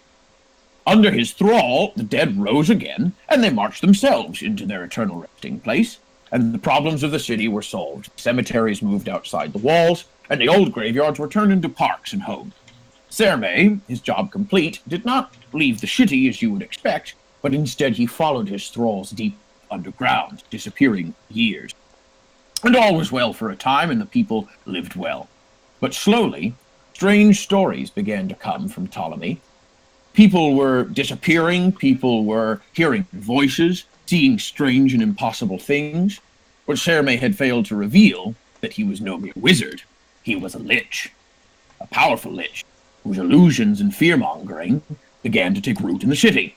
And one by one, he enslaved the people of Ptolemy with his dark magic, growing his hordes of living and undead slaves by enthralling them so deeply they would walk directly into the catacombs of their own accord. Now, the king of Inishti then, a man called Balmer, rode with his legion of 10,000 to reclaim Ptolemy shortly after the city fell to Serme. His armies rode into Ptolemy, but they found the city rotting and deserted. But few strange souls remained, spoke of the maze underground where the people of Ptolemy now lived. He and his soldiers were nigh undefeatable when fighting in the open air, but were no match for Serme and his twisted fiends underground. Balmer led his armies into the catacombs to lay siege to the Lich directly. His legion was unprepared for the horrors they faced. After Serme went below, he had used his living dead to expand the subterranean empire. First winding mining tunnels expanded to hold hundreds of thousands of bodies had now been engorged further and deeper to form a twisted labyrinth of illusions and fear, with death around every corner. It remains one of the worst military defeats in Inishti's history. So many young lives were wasted. Every brother-in-arms chopped down by a slave of Serme rising again, undead, to fight against former comrades. Now, after Serme's victory, his armies had nearly doubled in size, and that was 600 years ago. He had total control of the land surrounding his lair, so his hordes began to pillage and plunder magical artifacts and riches, other powerful items, in Serme's attempts to learn the deeper secrets of magic. I expect that hole in the ground holds lost and unspeakably powerful items in its depths, but with hundreds and hundreds of miles of twisting and winding corridors and rooms, and unknown evils lurking within, few were brave enough to find them. A once thriving city turned to ash and left to rot, a monument. Sentient creatures have ever dared to venture into the catacombs, and most animal life is driven away by dark magic, so I expect what armies had once remained are all but dust now. He'll have spent the last 600 years in relative solitude. And I'd be surprised if there was anything left of him to find in that dungeon. So that's the job. We'd like you to reclaim our holy artifact from Serme's lair, and in exchange, you can keep anything that you find that is not our holy artifact. We will send you with some paladins, do anything you need, and then we will help you with your problem. Can I ask where this information of its location came from? Our paladins have searched the world for many years. When one, shall we call him a thrill seeker, a man who has been paid handsomely, has ventured into the catacombs before, and he was the one that gave us this knowledge. We then corroborated it through the other sources that we've had in the sort of stolen goods magical industries. We've been looking for this thing for about 600. We've got some people that know a thing or two. And you say there are hundreds of miles of tunnels under there. Are you able to narrow the search down for us? Searching hundreds of miles of tunnels is going to be impossible to find one. Oh yeah, certainly. stone. I mean, I can give you a map. So let me just run through this offer. So your god, Mishkal,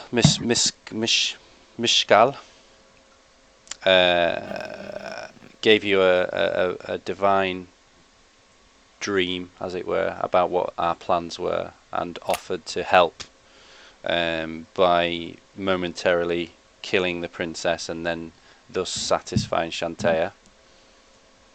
And in return, we need to enter this ancient dungeon and reclaim your healing stone. And we can keep any treasure we find there as payment. Oh yes, all we want is the stone. How much do you know of our plan with the princess? I just want to check what you know is going on. Unless you changed anything since this morning, I've pretty much got it all. Mr. Call told me the lot. Can you tell me? Yes, and he relays the plan to you. Okay. And it's accurate. And it's fabulously accurate. Okay. So, Hildebrand. Fucking gods, man. Yeah, so nosy. I'm surprised she aren't got it right when I forgot half the plan. Yeah, Sonny was rapidly taking notes as he was relaying the plans. Yeah, this is pretty good, actually. Oh, right, yeah, this is a pretty good plan. Let's use Oh, that's what I was supposed to do. Shit. Let's use this one. So Hildebrand, this is a risky plan we're trying to carry out here, and one element that we've been struggling with is how to get the princess's body out of the palace, and now to you, I suppose.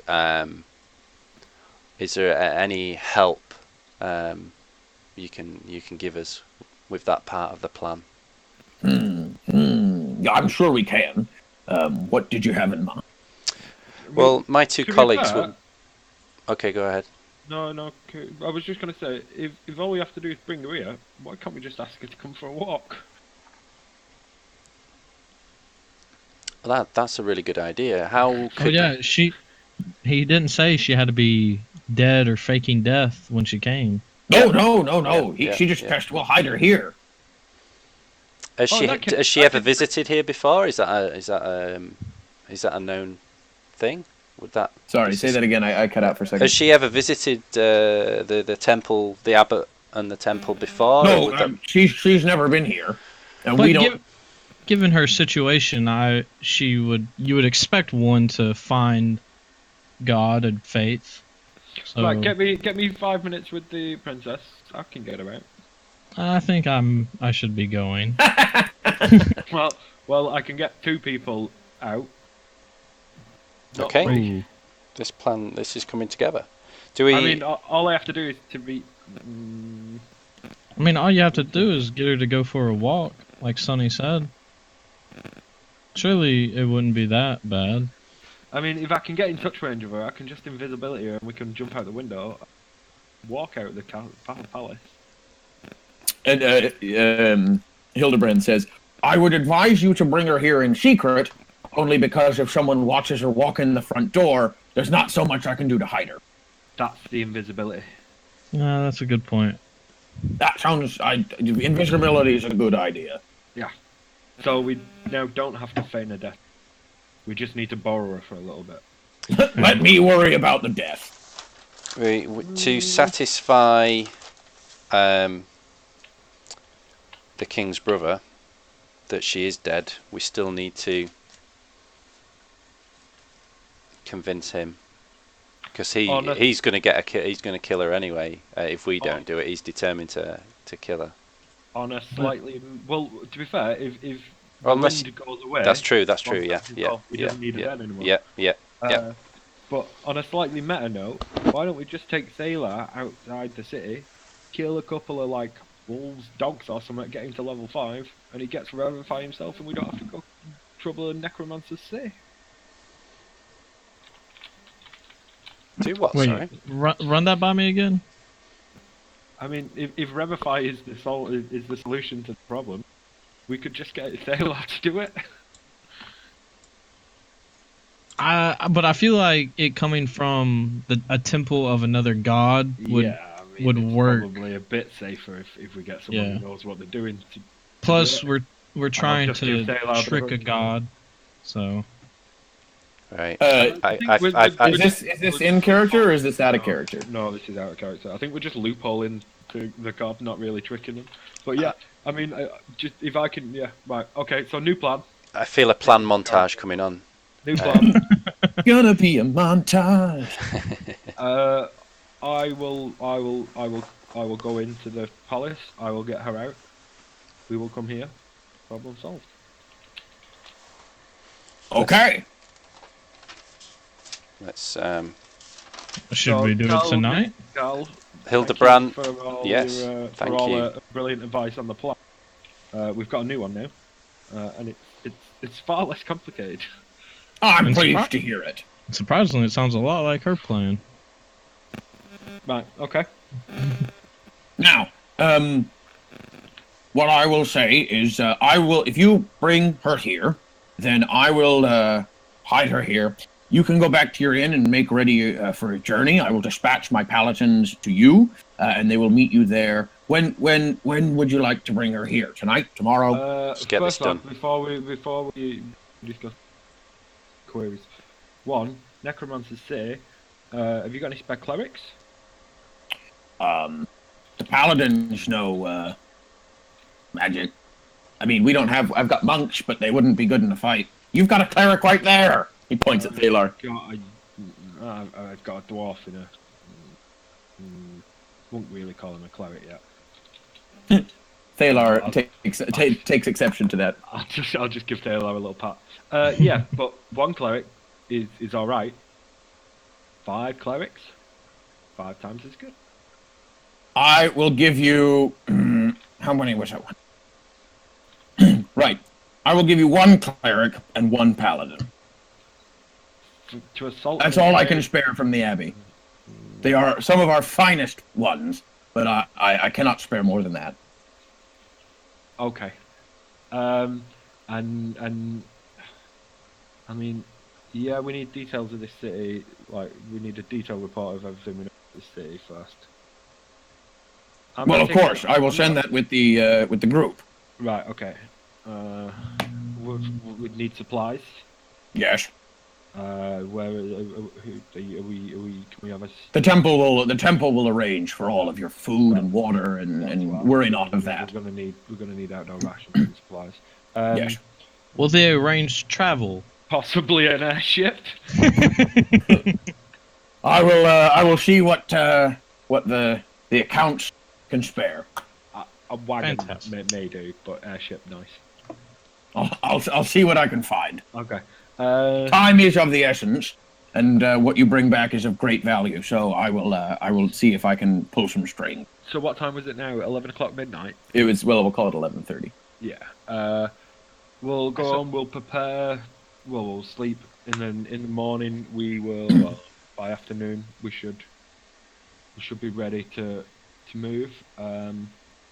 We should have her here sometime tomorrow evening. The princess. Good. And then we can. Well, we could leave immediately after that, really. How many days travel away are we? It depends on your method of travel. No, I suppose it does, that's true. If you were to take a wagon, I would say about 10 days. Okay, how about a Probably nurse? So we'll see what we can find. Now, what I will just say, just for you, is we will gladly supply all of your horses and food and water. But I see that you, sir, are a wizard, you have a cleric, and any specialist equipment that you require, I'm afraid you must source yourself.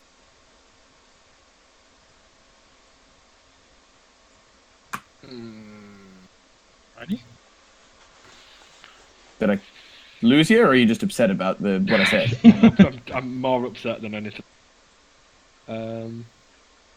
What I mean to say is, we're going to give you all of the stuff you need for the journey, but if you want to go buy wizard stuff, I can't afford to expense all of that. And like a house and stuff like that. No, I'm not. I don't. I'm not the king. I know he gave.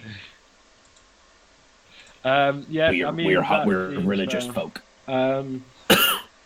We're expecting various kinds of undead under there, though. What about some supplies of holy water? Maybe. Oh yes, all the stuff that we can supply you with, clerics, Yeah. we this that. Oh yeah, we'll give you that. What I mean to say is, if you need spell components or scrolls or whatever, you're going to need to look for those on your own. What if he needs scrolls, and I'll point at Taylor? Then he should seek help from the Temple of Lathander. That seems fair enough. Right. Well, it seems like we've come to an agreement that both of us we can all agree on. Are we agreed? Yeah, sounds good. Yeah, I don't think we have another option. Taylor, do you have any opinions on this? No. No. Right. Okay. Thalar thinks that everything sounds good, and he is very glad to serve Mishakal, who aligns quite well to Lathander, and he's excited to get started. Yeah, but he may have some opinions later on once he's thought about it and let the information sink in. Maybe, yes, maybe at some point next week, perhaps he might have some different opinion. Yeah, once he's had some meditation time. Exactly. Definitely. Right then, yes. Forgive me for not shaking your hand, but clerics.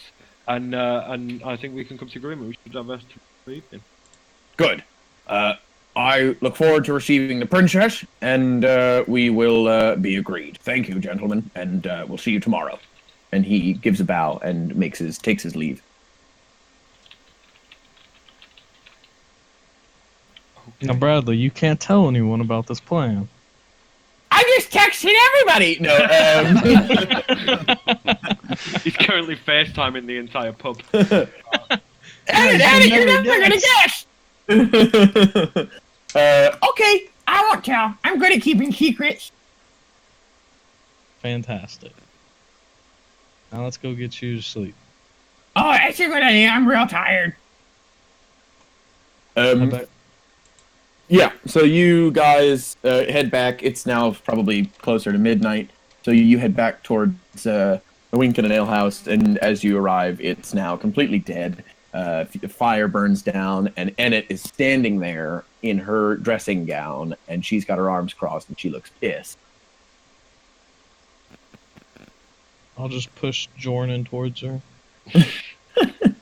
I will. I'm like, Sonny, do you want to deal with this? Yeah. Oh, sweet. And I will cast invisibility on myself. I was going to make you invisible as well, but. She says, excuse me, ma'am, but I believe you need to this one, and I will just wink out. And she looks right at Bradley, and she points, and she says, "Bed!" And he looks so sheepish, and he runs off behind, back through the kitchens towards wherever his living quarters are. And she points at you, and she says, "You stole my only waiter at the height of rush hour. What the hell do you think you're doing?" To be fair, I told him not to come. He's a boy. He doesn't know what he wants or what he doesn't want. You're adults. You should have been able to make that decision for yourselves. We have a real soft spot for Bradley. We love his company, we're sorry. But he's like a good luck charm for us. Good things happen when Bradley's around.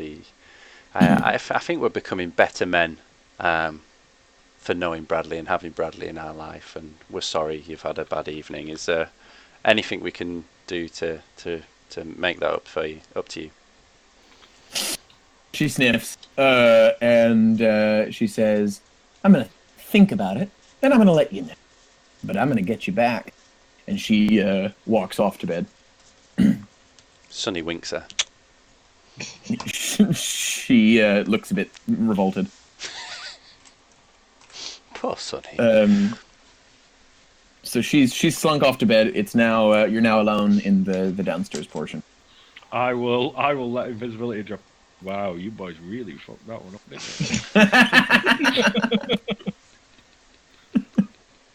you? I assume you're gonna get some sleep. Yeah. Yes. Good. Well, then Jordan can get that one spell slot back. I'm gonna have to change my prepared spells as well because it turns out I'm no need Feign Death. There you go. So you can do that. You take a long rest Cheers. as you go upstairs and go to bed. Is there anything you'd like to do before you go to bed very quickly? Sonny maybe talks with his colleagues about the possibilities of facing the undead, and he understands radiant damage is useful, but his monk training hasn't given him that, and asked for some advice. I know a little bit about undead, but really, Thalar would be the one. Thalar speaks at length about the undead and how he, as the cleric of Lathander, will be very helpful on this mission. Okay, so there's nothing Sonny can go shopping for to get tooled up with for this particular mission. Thalar recommends you are Losing you, Alex. Thalar recommends holy stuff to him and the other cleric that joins. I lost you there, Alex. Thalar recommends that you just be the best you that you can be, and that you leave all the holy stuff to him and the other cleric. And the wizard who's going to blast them apart.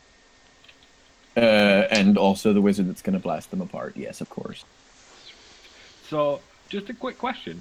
Would I have advantage on all my attacks, being that I am a necromancer? No. Shit. That's a good fucking try, though. It was worth a shot, wasn't it, really? Right, now... maybe you can turn a couple towards our side. There you go. Kill him and then re-raise him. I'm not the one who can turn undead. Also, I had considered that, but it would cost me quite a bit of money to go and find that.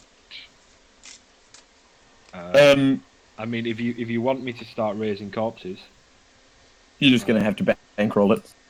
Yeah, you're gonna have to. I wonder if Hildebrand wouldn't pay for that. He specifically said he wasn't gonna pay for that. Well, that's kind of what I was getting at when I was asking for advice. If I could get my hands on an animate dead scroll, I could learn that. Unfortunately, I took other spells.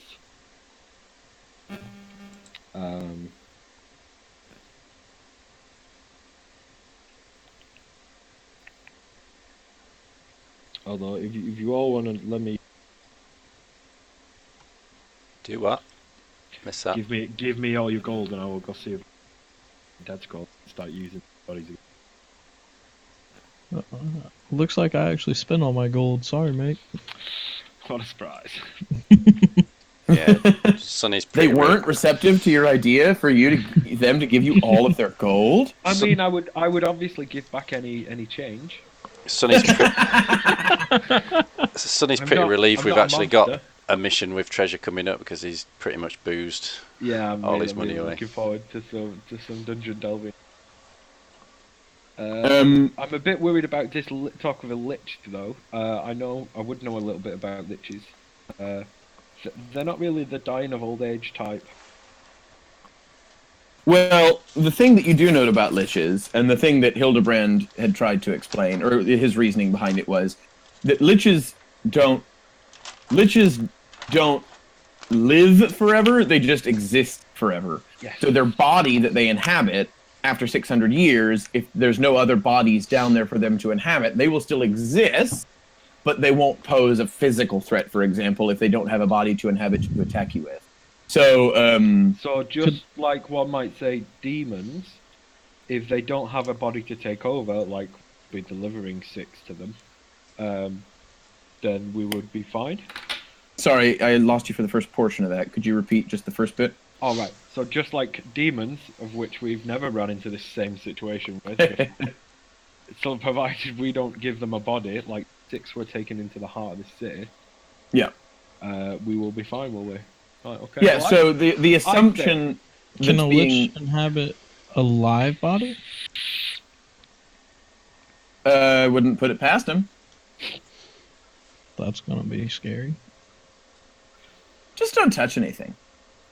my notepad currently has all the ways in which Alex is going to fuck us over. Oh, you haven't even you don't even know. I'm gonna make you all go to bed right now for a second, and ask you a question for two reasons. So you all wend your way up to bed. You can continue this conversation over a sausage in the morning. But the question I've got for you is, I need to take 5 so I can go grab my charger. Do you want to call it here, or do you want to keep going? I feel like I'm fine to carry on if we've got 5 minute break. I can get a quick cigarette. But I don't mind. We could just get to the leaving the city bit. Okay. We'll have time. I was about to Yeah. say I don't want to go on like the actual adventure without Josh here. Oh But- no, I haven't. You can do all the lead in, so he can Yeah, jump straight yeah, into it. yeah. Yeah. Okay. That sounds It's good. not really needed for in the city bit, unless there's anything he wants to buy. But you can always wreck Calmar. Yeah, I'll let him buy whatever he wants. It's a big city. We can at least, if we at least get it to, let's say, getting Valletta to the temple, because I imagine he might want to come up. He might come up with something he wants to talk to the abbot about.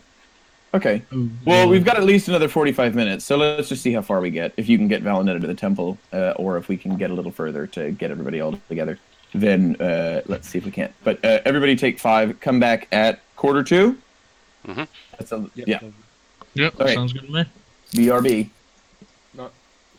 Well, there you go. Popped up down at the bottom of this hole. You know that, don't you?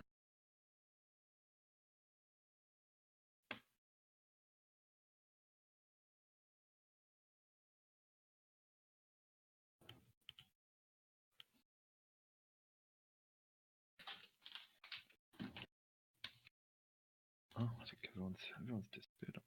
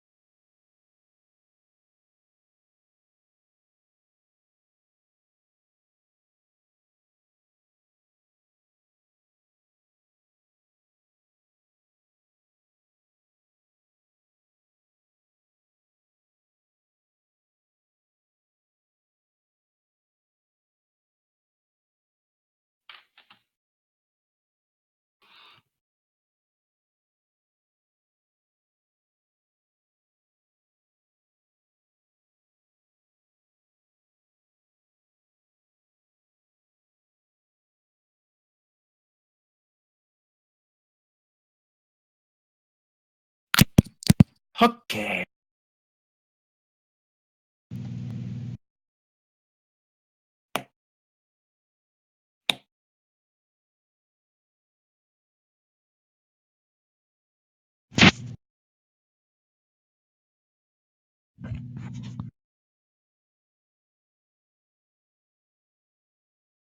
Hello? Anyone here? Hello. Oh, there you are. Is it me you're looking for? I think we're all here. Are we all here? Yeah. Yeah. Okay, crack on. So the dawn dawns. The sun breaks, and it is now the morning. You come downstairs, and everyone is sort of waking up. A couple people are eating some breakfast. You see Bradley sleepily sort of tottering about, giving people mugs of coffee. Emmett is standing behind the bar, and she is just glaring dagger at you. And what do you do? Okay, boys, we've got a busy day. Well, first off, Lauren, you need to go tell Villanetta that the plan has changed. All right. Tell her she can get word to her mother just to let her know we have a new plan. The biggest thing is, Alex, what's the makeup of the palace grounds like? So you've got We've been there. Like, how are we getting in and out through the main gate of the palace? What kind of? So if you cars look we at the got? map that I've given you in Resources of Baston, Yeah. number 2 on the bottom right is the palace. And you can see if you zoom in on the original that there's 2 gates. There's an east gate and a west gate.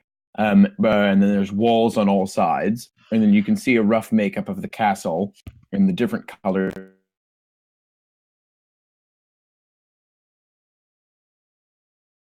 Is the light brown upper rightmost big brown, the bigger one. So that's where she is.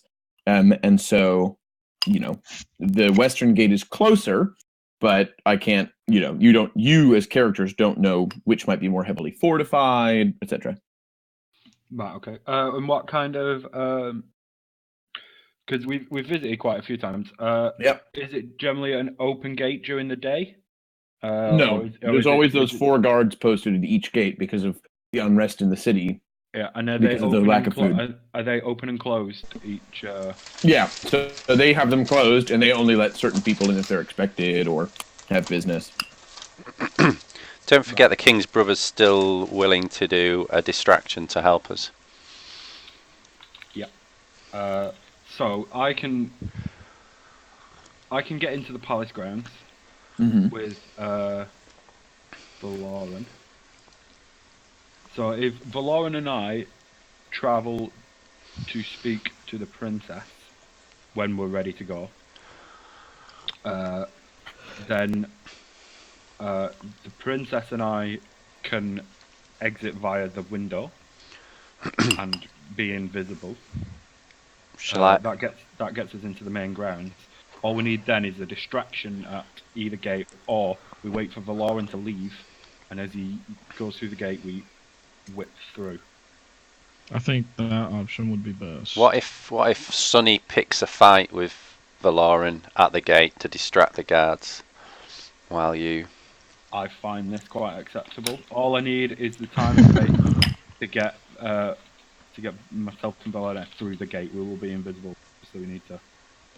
I don't think it'd be that like.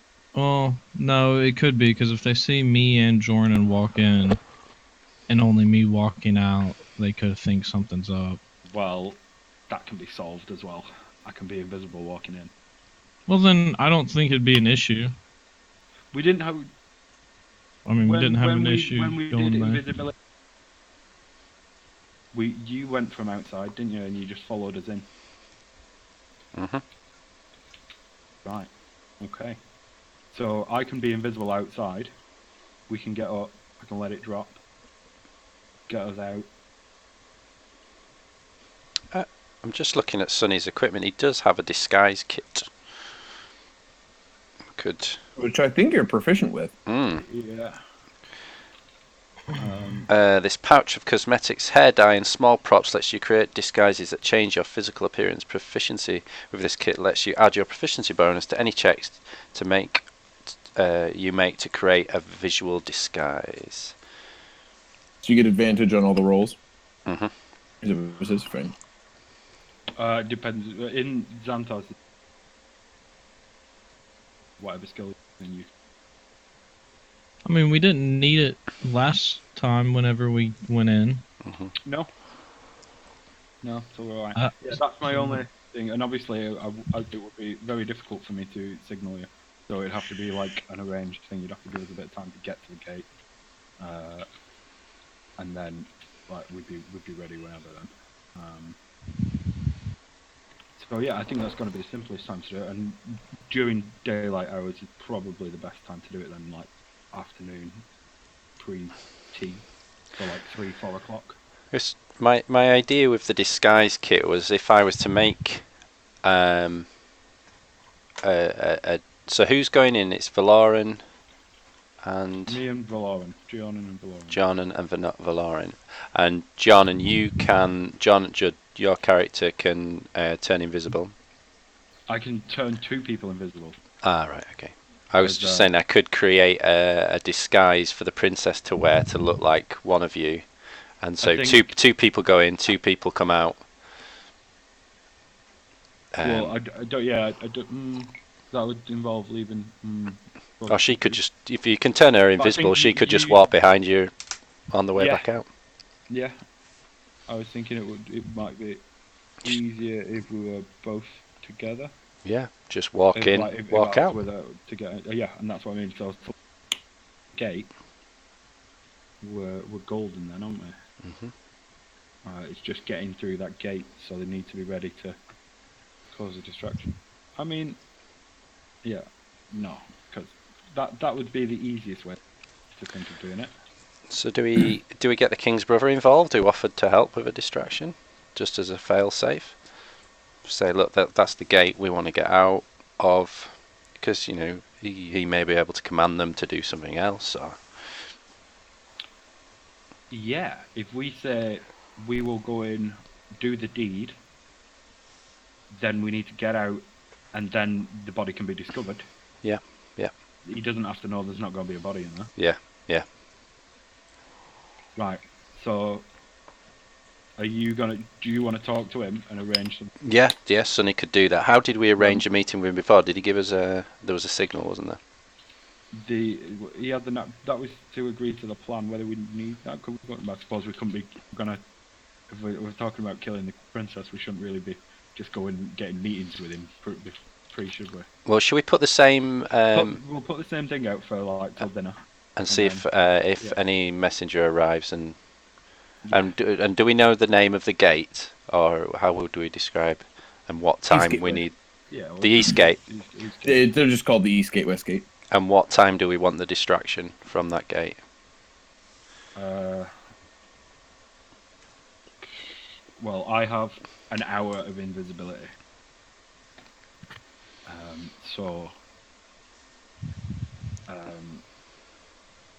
Should we just say when Valoran leaves, or? I mean, we can plan for it maybe around like 3 o'clock, and then I'll show up to the gate at 3 o'clock. So, around 3 o'clock.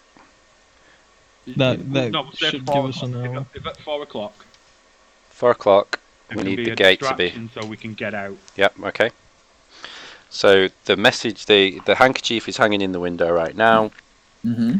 And if anyone arrives, so we need a backup plan. I guess if the king's brother isn't available to cause that distraction, then Sonny can be on scene to cause some kind of drunken performance to distract the guards. Yeah. Alex, these walls, the main walls around the palace. Yep. Are they manned walls? No, they're not that big. So they're not fully thick enough for like parapets and turrets and archers and things. Okay. They're probably between 10 and 15 feet high, and they're probably a couple feet. So generally, the only guards we would see around the garden area would be at the 2 gates. Say that again? The only like guards in the area would be at the 2 gates.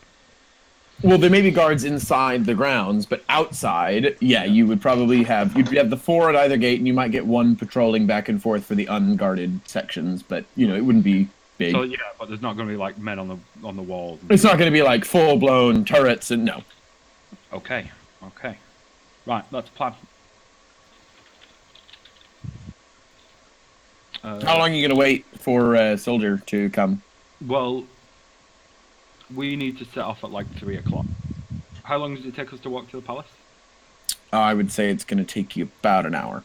About an hour. So we need to till like 2 o'clock is our cutoff. Okay, what are you going to do till then? Generally, we have to wait around for. Was there any shopping you wanted to do? I don't have any money to shop. Oh yeah, we found So, unless the only things we need are our supply for traveling, which we'll do at night. We'll probably leave, or possibly first thing in the morning. Let me just check for fellow. Maybe Sonny should go say his goodbyes to the cook in the kitchen. Yeah, so if anybody does have anything they want to do in the city, Taylor can do his shopping if there's anything he wants to do, so he can use that time. I will wait around and just check my magical resources. Yeah, I think I'm just gonna wait. Okay.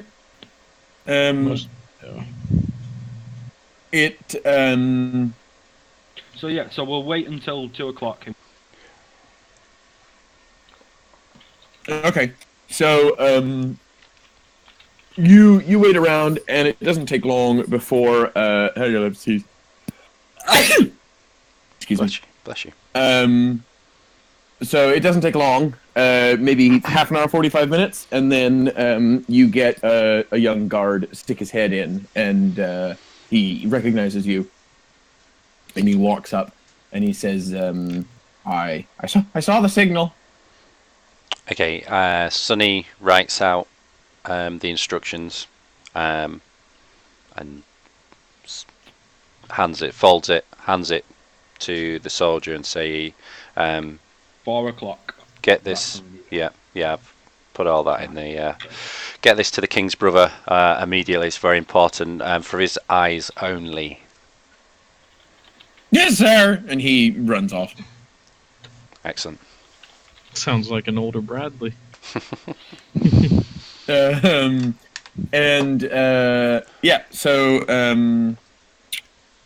That is so. Yeah, he's popped off. So you can assume he's going to notify the guy about your plans. Good. I will change from my fine robes, slightly more former-fitting adventuring robes. Like my ninja costume, but it's not really a ninja costume. A slightly less flowing pair of robes. Okay. Like when in like Commando and stuff, when they're doing all like gearing up. Oh, so this is like your badass montage for getting ready. Okay. Getting ready. Instead of doing that, I just take out some slightly less billowy robes and put them on. And then I am ready. I will check my wand. I'll leave my staff behind. I'll just slip my wand up a sleeve. Okay. And anybody else going to do anything? Sonny has come up with his plan if he needs to cause a distraction at the castle gates that he wants to share with the team. It's an old trick he once used at the monastery. He's going to strip off naked and run around in circles, swatting himself, screaming bees, run for your life. I like it. Bees, run for your life. Okay, yeah. Stupendous.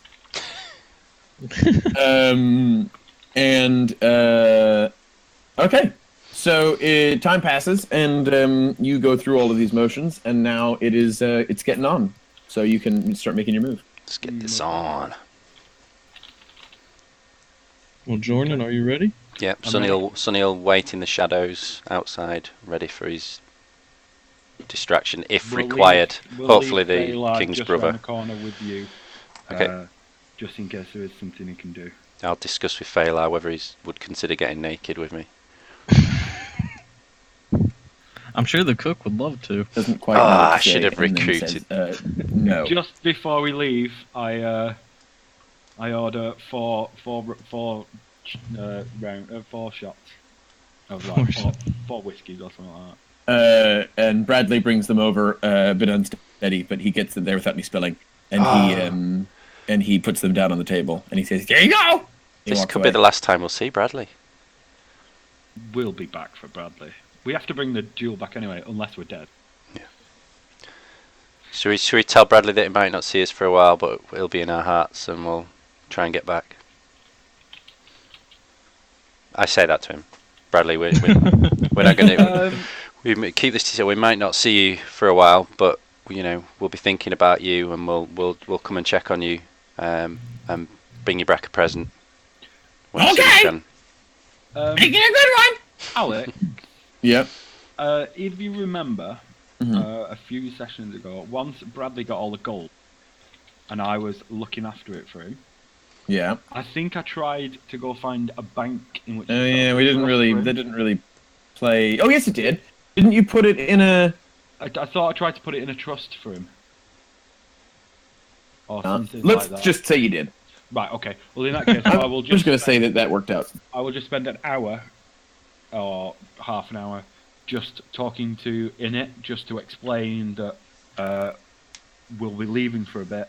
The rooms are all paid up, I believe. Well, till today. So if you're vacating them, right.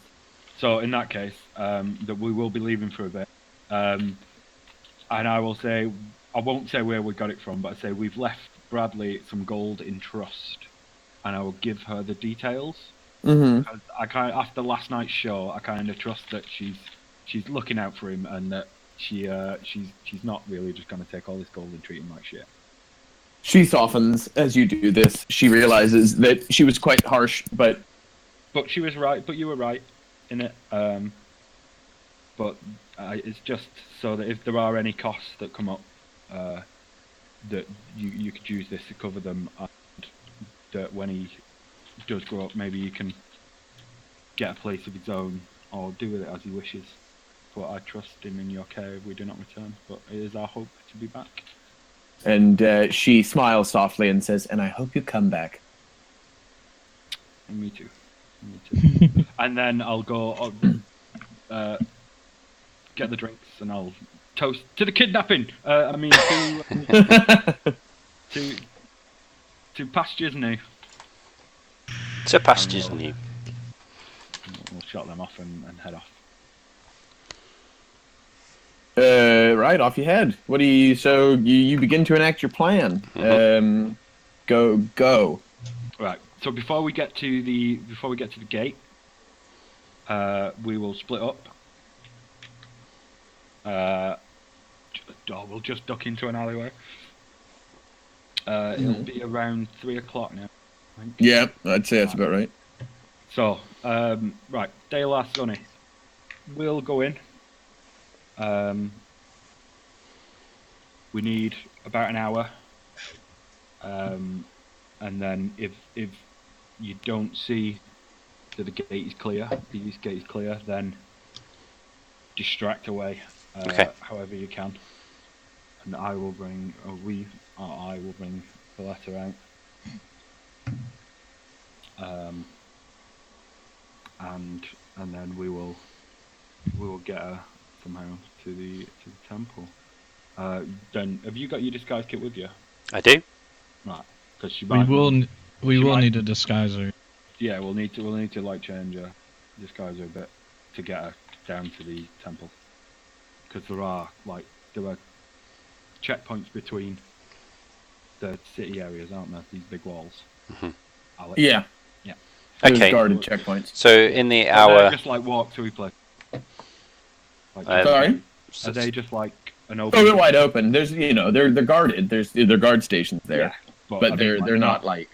Yeah, they're not security checkpoints. They're more like gates that are open. Yeah, they're just gates from the city as they've been built and built and built. And they have guard stations in them historically, so they still use them as guard stations, but it's not like you're going to be hassled every time you go through a gate. You don't check people come through. Right, but if we could, like, just make it look a little less royal. Yeah, Sonny will start working on a disguise in this hour. Okay, right, that's you two sorted. Valoran, are you ready? I'm ready. Okay. In that case, I will use a second level spell slot. I will say I'm right behind you to Valoran. I will use a second level spell slot, and I will turn myself invisible. Okay, you are now invisible. Cool as hell. Last time we used invisibility, because I think we decided that you could talk while invisible. Yeah, I'm perfectly happy for you to talk. You just yeah, Sonny did. Yeah. He was whispered to the Queen, didn't he? Yeah, because you can still make sound and stuff, but the invisibility only fails when you make something. I think that's what we decided. When you make what? When you make an attack or a spell or something. Yeah, then because it requires concentration, as I recall. Yeah, so that's alright. Because Sonny was able to talk while invisible, wasn't he? Yeah, that's fine. We'll use it the same as combat concentration. So unless you take damage or you choose to do another spell, or there's some other huge event, then I just mean if I have to talk to Valinetta, I don't want to pop into visibility. No, you won't. That's fine. Right, okay. I was just making sure we're clear. Right, that's fine. And I will turn myself invisible and say, right, good luck, chaps. All right. Then I will go and approach the east gate. Okay. You walk up towards the east gate, and it takes a little while, but you get there. And you can hear the sounds of the footsteps behind you. And of Jordan. And as you walk up to the gate, you get there, and it's got those 4 guards right in front. Good evening, guys. I need to go see the Princess Valinetta, please. And he gives you the look up and down and up again, and he says, "And what business do you have with the princess?" She has requested me to speak with me regarding the situation at hand. Well, that's vague. Can I do a persuasion check on that? Yeah, you go right ahead. Let me set the DC before you roll. Hang on. Okay, I've got it. All right. Shit. 9? That does not succeed. All right. So he remains unconvinced of your vagueness. Let's see here. She requested that she has an audience with me. You can go and speak with her if you have any doubt. Well, I think I will. And he motions to one of the guards and steps inside and slips through the door and shuts it behind him. And now another guard takes his place, so that there's still 4 at the door. And he's gone to check, and he takes about 20 minutes, and he comes back, and he opens the door, and he says, "My apologies, sir, you come right in." And he opens the door, and he holds it open in motion. Thank you very much. And I will pass through and head to her room. I am slowly falling behind. Yeah. So you slip through, and you are escorted to her chamber, and are permitted inside, and the door is shut behind you. And you are now alone, and Valinetta is there, and she stands when she sees you, and she says, "I assume this is the signal." Yes, it is, but the plan has changed. Well, I didn't really know what it was before, so I'm just going to go with it. I have a friend who is currently invisible, and he's going to make you invisible as well. And we're going to. When he says he's currently invisible, I have sat down in a chair, and I will turn myself and just like sat in a chair casually. She looks at you, and with great comportment, because she's a princess, she gives you a bit of a nod. I wink at her and smile. She blushes. I wink at Valoran. Yeah, can I just like stare him down for a minute before continuing? But I'll inform her of the plan to turn her invisible alongside Jordan, and we'll sneak her out to Sunny and Phalar, who will disguise her and change her, and then we'll take her to the temple. Right, you fill her in on the whole thing, and she nods and listens, and she says, "Well, good a plan as any." All right. Well, are you ready? You may be staying a few days, my lady. So if you have a few items you could pack, or a servant you could trust to pack a few items, we will be about. If not, I'm sure things can be provided for you at the temple. And she says, "No, I'm perfectly capable of packing for myself." And she starts to just get a little bag, nothing huge, just a little side bag, and she starts putting some extra clothes, nothing fancy, just some tunics and this and that and the other things that she thinks she'll need, some extra pairs of shoes, some stuff for her hair. And she's yeah. While she's doing that, I will just walk and just see if I can see any guards on the grounds and how empty the.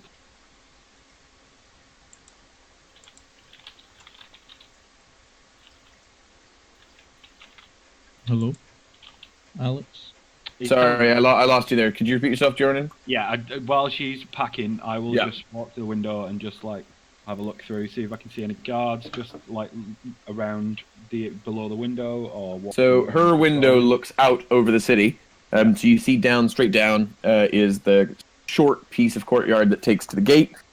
You can see there's two guards stood directly below you, where the gates into the castle are, where you've seen them before. But then you don't, and you see one kind of roaming around on the inside of the wall with a crossbow, just kind of lazily doing guard duty. And those are all the guards you see. And then if there's something over the wall, the angle's not right, you can't see it. Yeah, I'm only looking into the ground just to see if anybody's looking in. No one's looking up into the window, no. Okay. And when you say directly below us, how directly? Like straight down about 40 feet. Right, so about okay. So I don't think you should jump. I think we should just stroll out the same way we came in. Okay. Just in case, they hear you fall. Well, no, you feather fall. The feather fall. The issue is I cannot cast invisibility and feather fall at the same time. So we'd have to jump a feather fall, then invisibility when we hit the ground. But these guards are quite close, so I think the best bet could be just walking out. Okay. I think you're right. You're right on that. Because if we get to the ground and somebody does see us, they're going to see us turn invisible, which is a bit of a distraction in itself, but not the one we want. Possibly too much of a risk when we could just walk out. All right. Well, I guess we will leave whenever she is done packing. Alex? Or we are forever trapped in her room. Pack. She doesn't take long to pack. And then she then turns around with her bag, and she's got it over her one shoulder, and she says, "I'm ready." Very well. Oh man, there's so many cool spells I could have used. Right. Well, I believe I am ready. So we might not be able to talk much, but the plan is that once we get out into the grounds, we'll wait by the east gate for an arranged distraction. At which point, we will have to move swiftly but quietly. We are invisible, not unheard. She nods and she says, "I understand." I will, if you don't mind, I will hold either your hand or your arm, so that we can stay together. And she says, what do you recommend?" Well, your hand would be easier, my lady. And she sticks her hand out and she says, "Let's go." Okay. So using a 3rd level spell slot, I will cast invisibility on the both of us. Okay, you are now invisible. And I will... We are ready? Yep. And I will casually start walking out. Okay. Yep. And so you... Just before we walk out, I'm going, Valoran, remember the 2 of us walking through his doors behind. Walk slowly. and I'll just casually shut the door on Jordan. Luckily, there's nobody in the hall to see the door open itself. No, okay. And I will just I won't say anything. All right. So I make my way back to the east gate. Okay, you get back to the east gate, and you pass through those two guards. And if they hear anything, they don't notice. And you knock on the door, and the gate opens, and you see that guard from before, and he gives you a bit of a nod, and he starts to shut the gate just a bit too soon. So is this the moment where Sonny steps in? We've already pulled back to let him go through the gate alone. We're waiting for the distraction. So that's why I've got hold of a hand. So so before we got to the gate, we've just waited. So all of a sudden, you hear Sonny comes screaming up the road, still fully clothed at this moment. For the love of God, run! Ah, bees! And he runs up to the guards and starts ripping his. Well, it's not too close, so they can't see that there's no bees. Ripping his clothes off. Ah! Swatting himself. Right, Run! roll a performance check. For the love of God, run! Performance.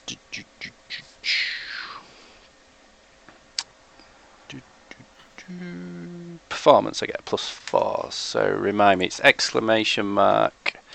Roll D whatever. Yeah. It's R. Or just R. R. 1d20. You can also do 1d20 and then +4. Alright, so I've scored 10. Alright, that does not convince them that they get suspicious and they start to sort of put their hands on their swords, and the guard steps between you and Sonny, trying to protect you from this clearly deranged man, and he says, you better get out of here before we come over there and we start teaching you about scaring people with bees. And he tries to motion you inside, and he says, you'd better stay inside and let us handle this. And he starts to try and shut the door again. I'll just wave my hand, or put my hands up and be like, but doesn't look like he's going to go anywhere. Is the gate open at this point? The gate is just like, it's closed. He's trying to close it, and Valoran's in the way, and he's trying to be like, you're clearly a guest of the queen, or the princess. You're important. Let's get you inside, and we'll get this guy away, because we don't want you to get hurt. How much space is there? About 2 feet. Not very much. Enough. How high is the... The wall? Yeah. Call it 12 feet. Alright. Okay.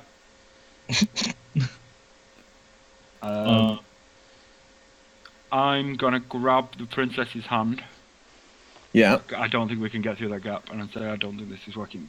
Follow me. And we're gonna run along the wall to the northernmost point. Okay. See where the flat bit is in the north. Yeah. And I'm gonna say. Sometimes you got to change plans on the fly.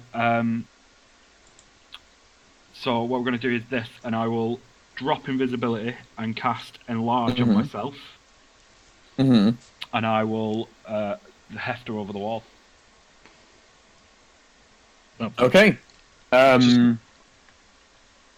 Yeah, that's very creative. You boost her over the wall, and you are on one side of it. I assume you jump over it. So I'm still in the pass wall. I'm going to try and climb the wall as well.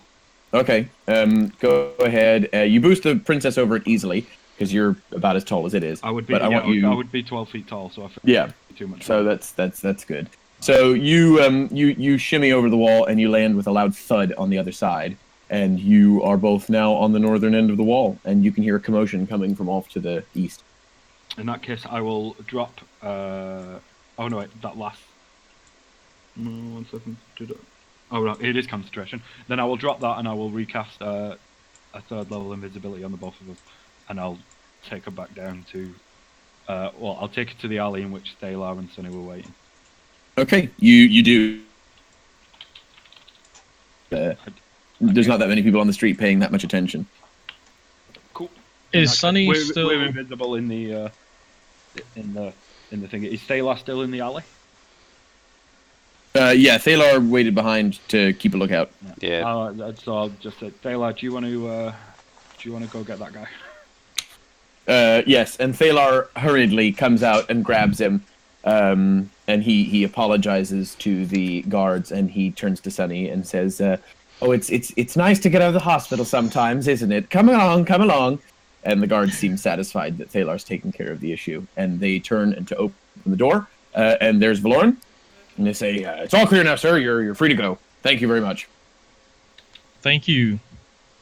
And I go and meet them in the alleyway, I guess. Yep, you were now all in the alleyway. So, Sonny, during that hour, made a disguise. He's got a little chalkboard that says leper on it, and we're going to wrap the princess in her face in bandages, and that we're taking her to the temple for healing, because I understand they heal people there. Yes. Okay.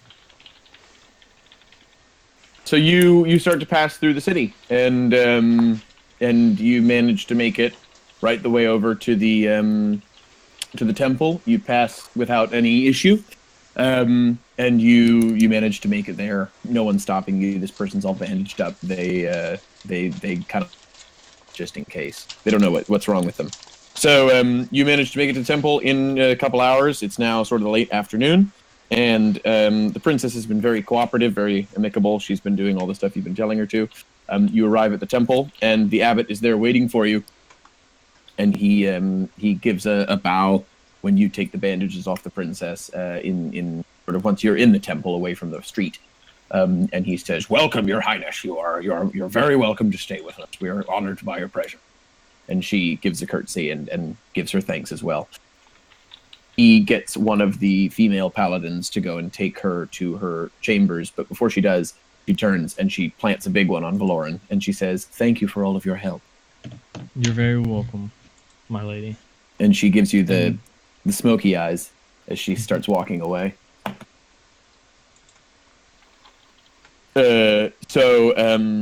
She slips away out of sight with the female paladin to go get settled in for a few days. The abbot turns to you, Hildebrand, and says, well done indeed. What else do you require before we begin?" So, about that airship?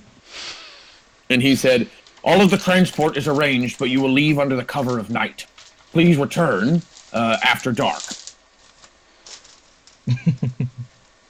Very well.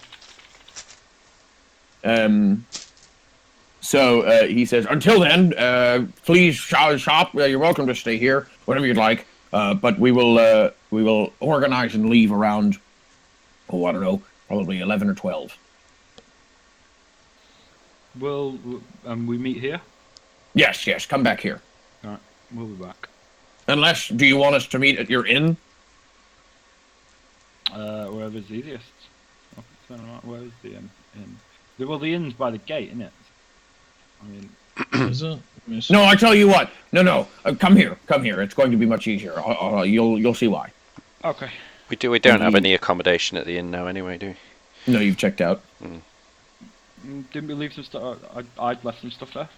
I don't know if everybody else had. I hadn't taken all my supplies with when already. So I'd left like a pack there. Just in the room? Well, yeah. Or if I was checking out, I'd have left it in it somewhere. Okay. Would have been good to know. Well, I didn't realise we were checking out.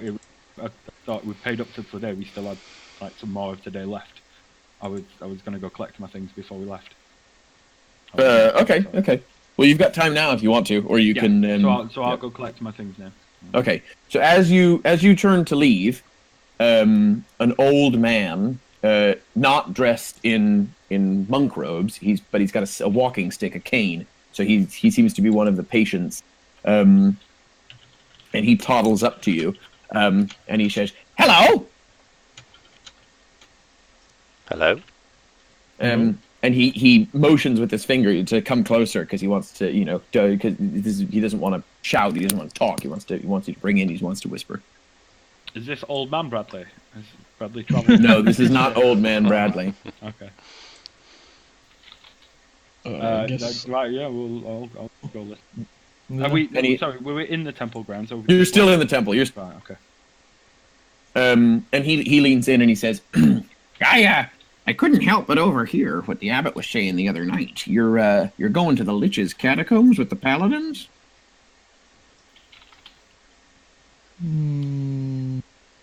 Yes. No. Oh. You Perhaps. sort of a clever substitution. He laughs when he hears you say that, and he says, "Well, I hope you'll forgive. No one listens to the advice of an old man, but I hope you'll forgive me for saying so. But even though those do-gooders are going to be good in a scrap, if you want to avoid getting lost down there, you'll want to take someone with you who's been before. Now, I'm just an old guy, and no one likes listening, but you do well to ask around the Blind Eye Tavern in Market Town. It's not a very respectable place, but if you're looking for someone with a track record of crazy stunts like you want to pull, it'll do for a start. Good luck, young'uns!" And he toddles away. Blind Eye Tavern. Sonny would be more than happy to go check out the Blind Eye Tavern and I thought you might see what's going on. To kill a bit of time as well. Yeah, that's fine. I will go pack up my stuff, get a good meal. I'll leave Sonny and whoever else wishes to go to. I guess I will go, but Valorn is skeptical of bringing someone else that's not from the temple. I would. Thalar echoes that concern. Yeah, I think it's shaky. I just think you need to be careful. But yeah, I will go. I will go to the inn. I have no problem with any of that. And I would. Sorry, I'd just like to take a short rest while I'm waiting. Okay. That's fine. You take that short rest. Okay. It's all you. Just gets me a level 2 spell slot back before we travel. So yeah, I'm good. That's all I'm doing until we leave to meet up. Okay. Oh, Sonny, are we going? Yeah, well, let's go check out. At the least, let's have a drink. And Can't turn that down. And then, if someone happens to know some useful information about the catacombs of Talaring, then that might be useful. All right. Okay, so you begin to walk out towards Market Town, and you realize as you sort of step through to the heart of the city that you have no idea where this tavern is. So how do you resolve that? Is there anyone around that we can see? No, it's Market Town. There's tons of people around. Yep. So I just ask. Excuse me. We're looking for the Blind Eye Tavern. Could you tell us how to get there, please? And the woman that you've stopped with a big basket of bread says, "I've never heard about the Blind Eye Tavern. No, sorry, can't help you." And she walks away. That's strange. Did you go to Market Town? Pardon? Because you know about it at least. Yeah, are we in Market Town? Yeah, you're in Market Town. I guess we'll ask another passerby. Okay. You stop a man wearing a fine suit. He looks like he's probably a bank worker or a lawyer. And you ask him the same question? Yeah. We're looking for the Blind Eye Tavern. Yeah, he sort of strokes his chin and he says, "No, I can't say I've ever heard of a place called the Blind Eye Tavern. No, but I only work around here. I don't know much about some of the establishments. Anyway, best of luck. Off I go." He leaves. This is strange.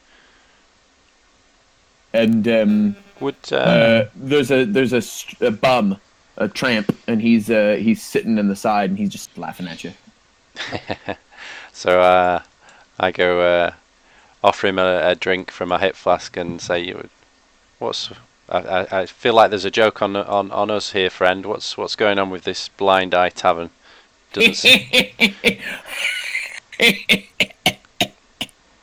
Well, you're asking all the wrong kinds of people.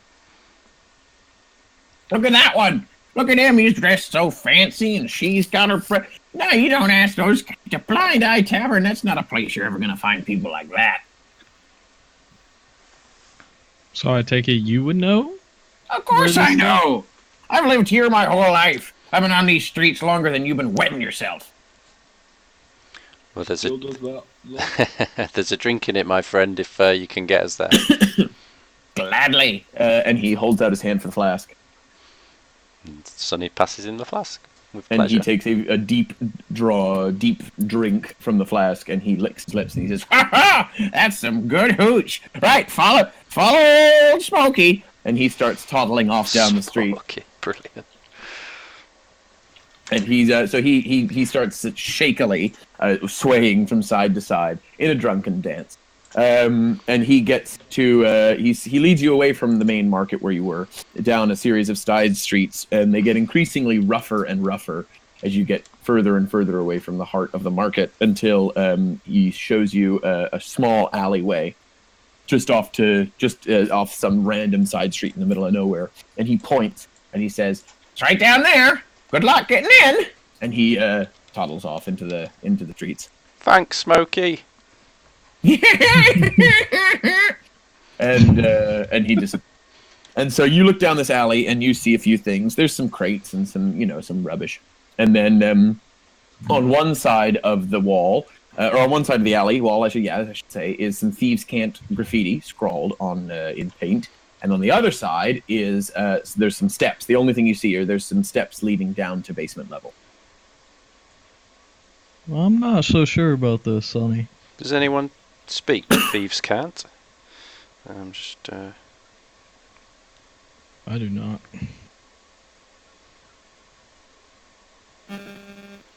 No, I don't. Common and dwarfish. No, you've got no rogues. I think can Sonny, he will have been in many a pub, many an inn. Can he do a perception check, looking around the outside, and what his instincts tell him about this place based on the many? Okay, inns roll he your lives? perception check. Okay. And I'll give you advantage because you're an alcoholic. Okay. Perception. I get +3 on top of that. Oh no, that's initiative, isn't it? Plus, bear with me a second. Where's my perception? I get +1, so that's 14, and then I roll that again.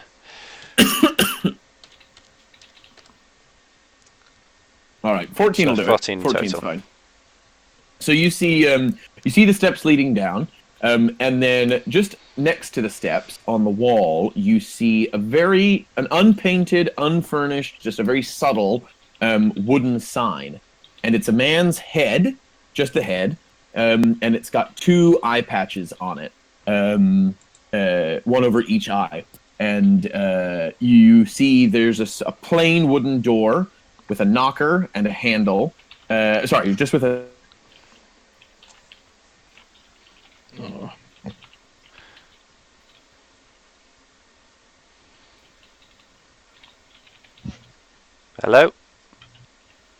Hello, Alex. Can you hear me? We lost you at a knocker and handle. A knocker with no handle, just Yep. a knocker. And then in the door, you can see one of those slidey things that they open so they can look out and see who's outside before they open the door. Ah, right. Okay. So, Sonny uses the knocker and knocks on the door. Okay, so you knock on the door, and a faint glow emanates from around the door frame for a very brief moment, and then with a loud thwack, a small slit slides back, and 2 piercing eyes glare through at all of you, and the eyes speak, and they say, "What does the blind man Oh, you cut out. They say what, sir? The voice says, "What does the blind man see?"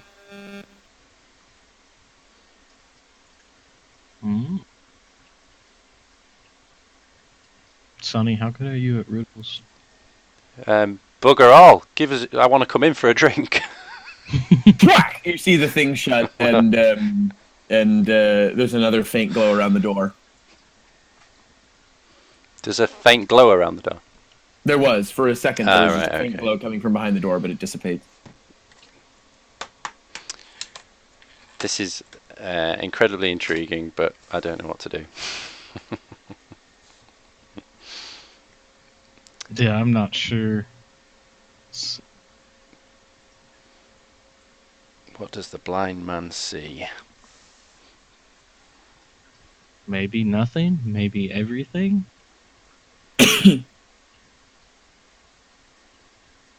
Darkness.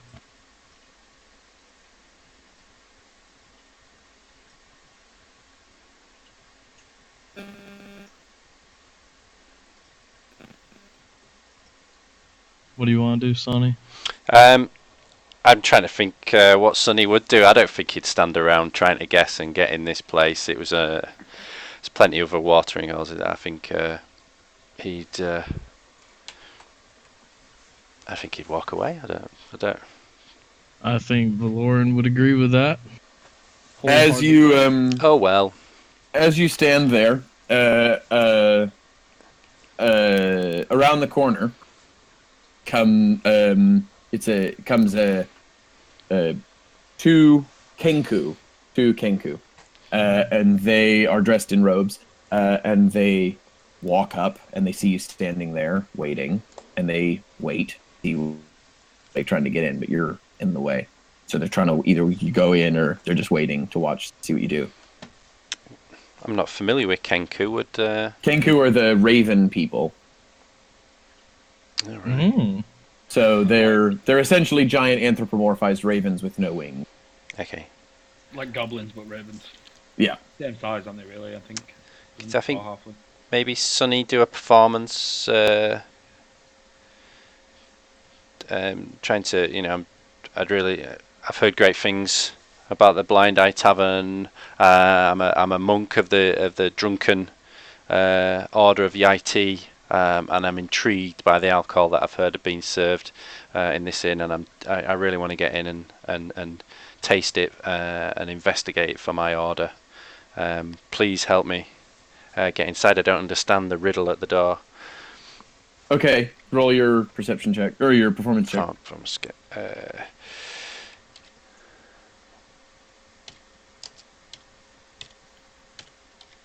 And then I can +4. I think Have I done that right? 12 in total.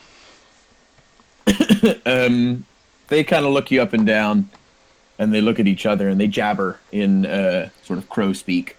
And Kenkanese.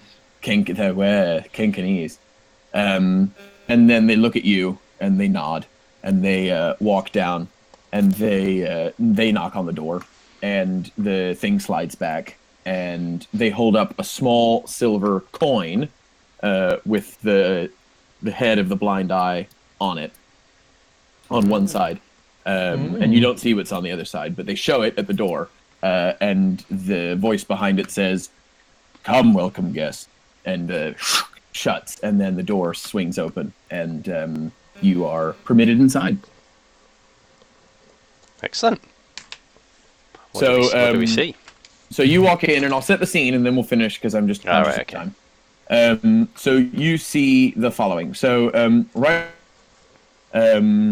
you see the room. It's about 50 by 45, dimly lit by widely spaced glowing lanterns with 6 big pillars holding up the roof because you're in the basement. The whole thing's subterranean. The pillars are all draped on all sides with elegantly decorated fabric with magical glyphs all over them and fine trim and a tassel at the bottom. But otherwise, the walls around the tavern are bare. There's a small chair and a table with a single mug of ale on it, just to your left, right as you walk in the door, where a giant 8-foot Goliath is sitting on a normal-sized chair, but which is comically small because he's so big. He's clearly the doorman. an older guy, and he's wearing a shirt and trousers with a waistcoat that's sort of open. And he's chomping on a lit cigar, and he shuts the door behind you. And on the opposite side of the door, you see a small wheel with 11 distinct sections, and each one has the name of a capital city on it, and one is filled in with black. And then in front of the Goliath, or just off to his left, I suppose, because he's sitting next to the door, there's a small, and I'll send you a map of the building, but there's a small stack of crates.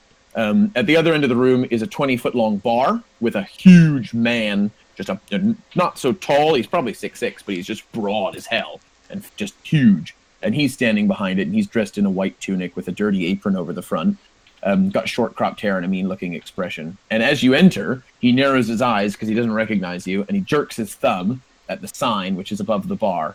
And the sign just says, in very simple terms, "Don't start nothing, won't be nothing." And right underneath it is a huge battle axe with dried blood on the blade. And there are... there's some tables and booths, and I'm going to send you a list of who's where and what's what and what you see. And that's sort of, and then there's a huge hearth just at the other end at each table. So there's, oh, did that not work? Why did that not work? I did it so nicely.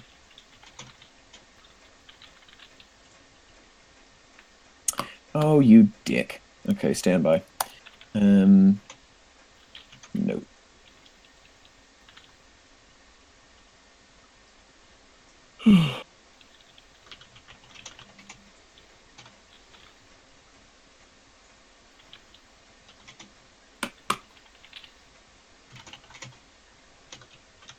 I'll do is I'll send it once I have to tweak the text.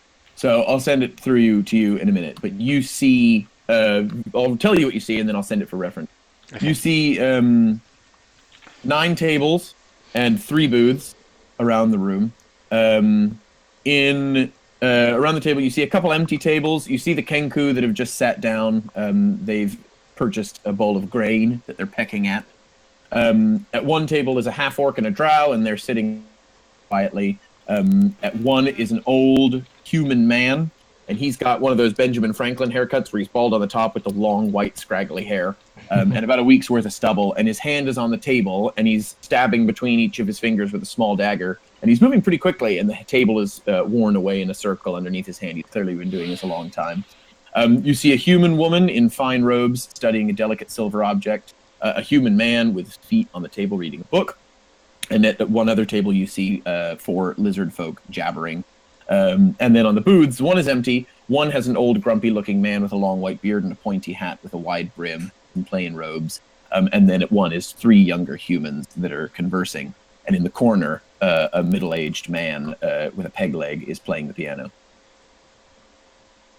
It's an interesting ensemble. So it's pretty busy. Very. Pretty busy for the size of it, and so that's sort of the lay of the land. Sounds and I'm awesome. going to call it there for tonight because it's 10:45 here. So I will send you that list of stuff. So if you didn't write it down, don't worry.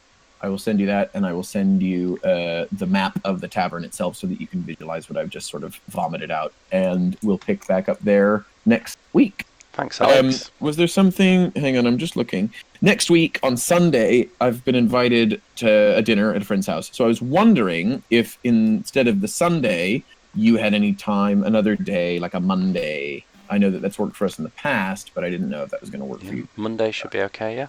Yeah. There's a good possibility I'm not in work. You're... Not in work. When's this? For this week or next week? On the 15th, it would be the 15th, not tomorrow. Yeah, there's a good chance I'm not in work. So okay. I should be able to make anything. Trevor? I know can you said it may or may not be. Yeah, I think I can. I think school's out because I think I have a holiday that day. So, I think that's is it Martin Luther King Day? Yeah. Yeah, so you should be fine. Yeah, I don't know. I just don't know wouldn't about be able Josh, to. but Yeah, I wouldn't be able to stay this long because I will have a chapter that I have That's to go fine. to. That's fine. We could. I'll need to wake up early the next morning for work anyway, so we can make it a little shorter. And I'll talk to Josh when he is feeling a bit better. But otherwise, that's fine. I'll provisionally pencil us in for then, so that we can I'll hold the time anyway. All right. Thank you. Brilliant. Thank you. That was good. Yep. Thank you. Absolutely. Once Let me again. put this in. I'll put it in resources. There we go. And So that's how you spell Kinku. that's how you spell it. I try and spell things for you when I can, because I know that every time I've ever seen one of you spell it, it's always wrong. Yes. I Oh, phonetically I spell it correctly, but right, I spell like because I spell Congo with a K. Just thinking, it's probably got a K in it. It's fantasy. It's all got a K in it. Well, that's how I spell things. K's and J. Disconnects and yeah, so good for me. What was I gonna say then? I don't remember, so it's all good. Oh yeah, if Thalar had Revivify, the spell, Yep. would that have worked to kill the princess and bring her back? Out of character, even because you've sort of chosen your mission, and whatnot. No. No. So what the kind of the he's point was, going- and I don't know if I explained this well enough, was that if you had chosen to do that, Chantea wouldn't have been fooled. She would have not counted that. But now that you've chosen to do this mission for the goddess is going to go deal with Chantea and make it work and make her sort of bring her to reason because she's unhappy with the way that she's been handling things. That's all right then. Gotta say, if all we had to do was go kill Like 3 foxes. get Thalar at like 500 XP and then bring him back and he's fine, he can do it. Yeah. I'd have been well upset. We did all of that. This is why I hate the gods. Because they make your life so much more miserable than it needs to be. one god is actually on our side. I don't think that's going to change Jordan's opinion. No, none of them are any use. Jordan just wants to be a god. He's just jealous. I will. Well, let's just say Lichard might be in the cards. What, for Jordan? Yeah. You never know. If one Cheeky day lichdom. I become Vecna. That'd be fine by me. Right, here is that. Drag and drop. Hold shift. There. Okay, so there's your description, labeled, and there's your map. You now know everything you know about the blind eye. Brilliant. Interesting. This bard's so important. It's got its own map. Right? That's. I'm You know what? That surprised. looks like the perfect room to drop a fireball right into. Okay, right, I'm going to bed. Right, thank you Thanks, very Alex. All right. Yep. Thank you, much. Alex. And yep, I will Good see night, everyone. everyone Monday. Yep, see you then. See you then. Bye. Bye.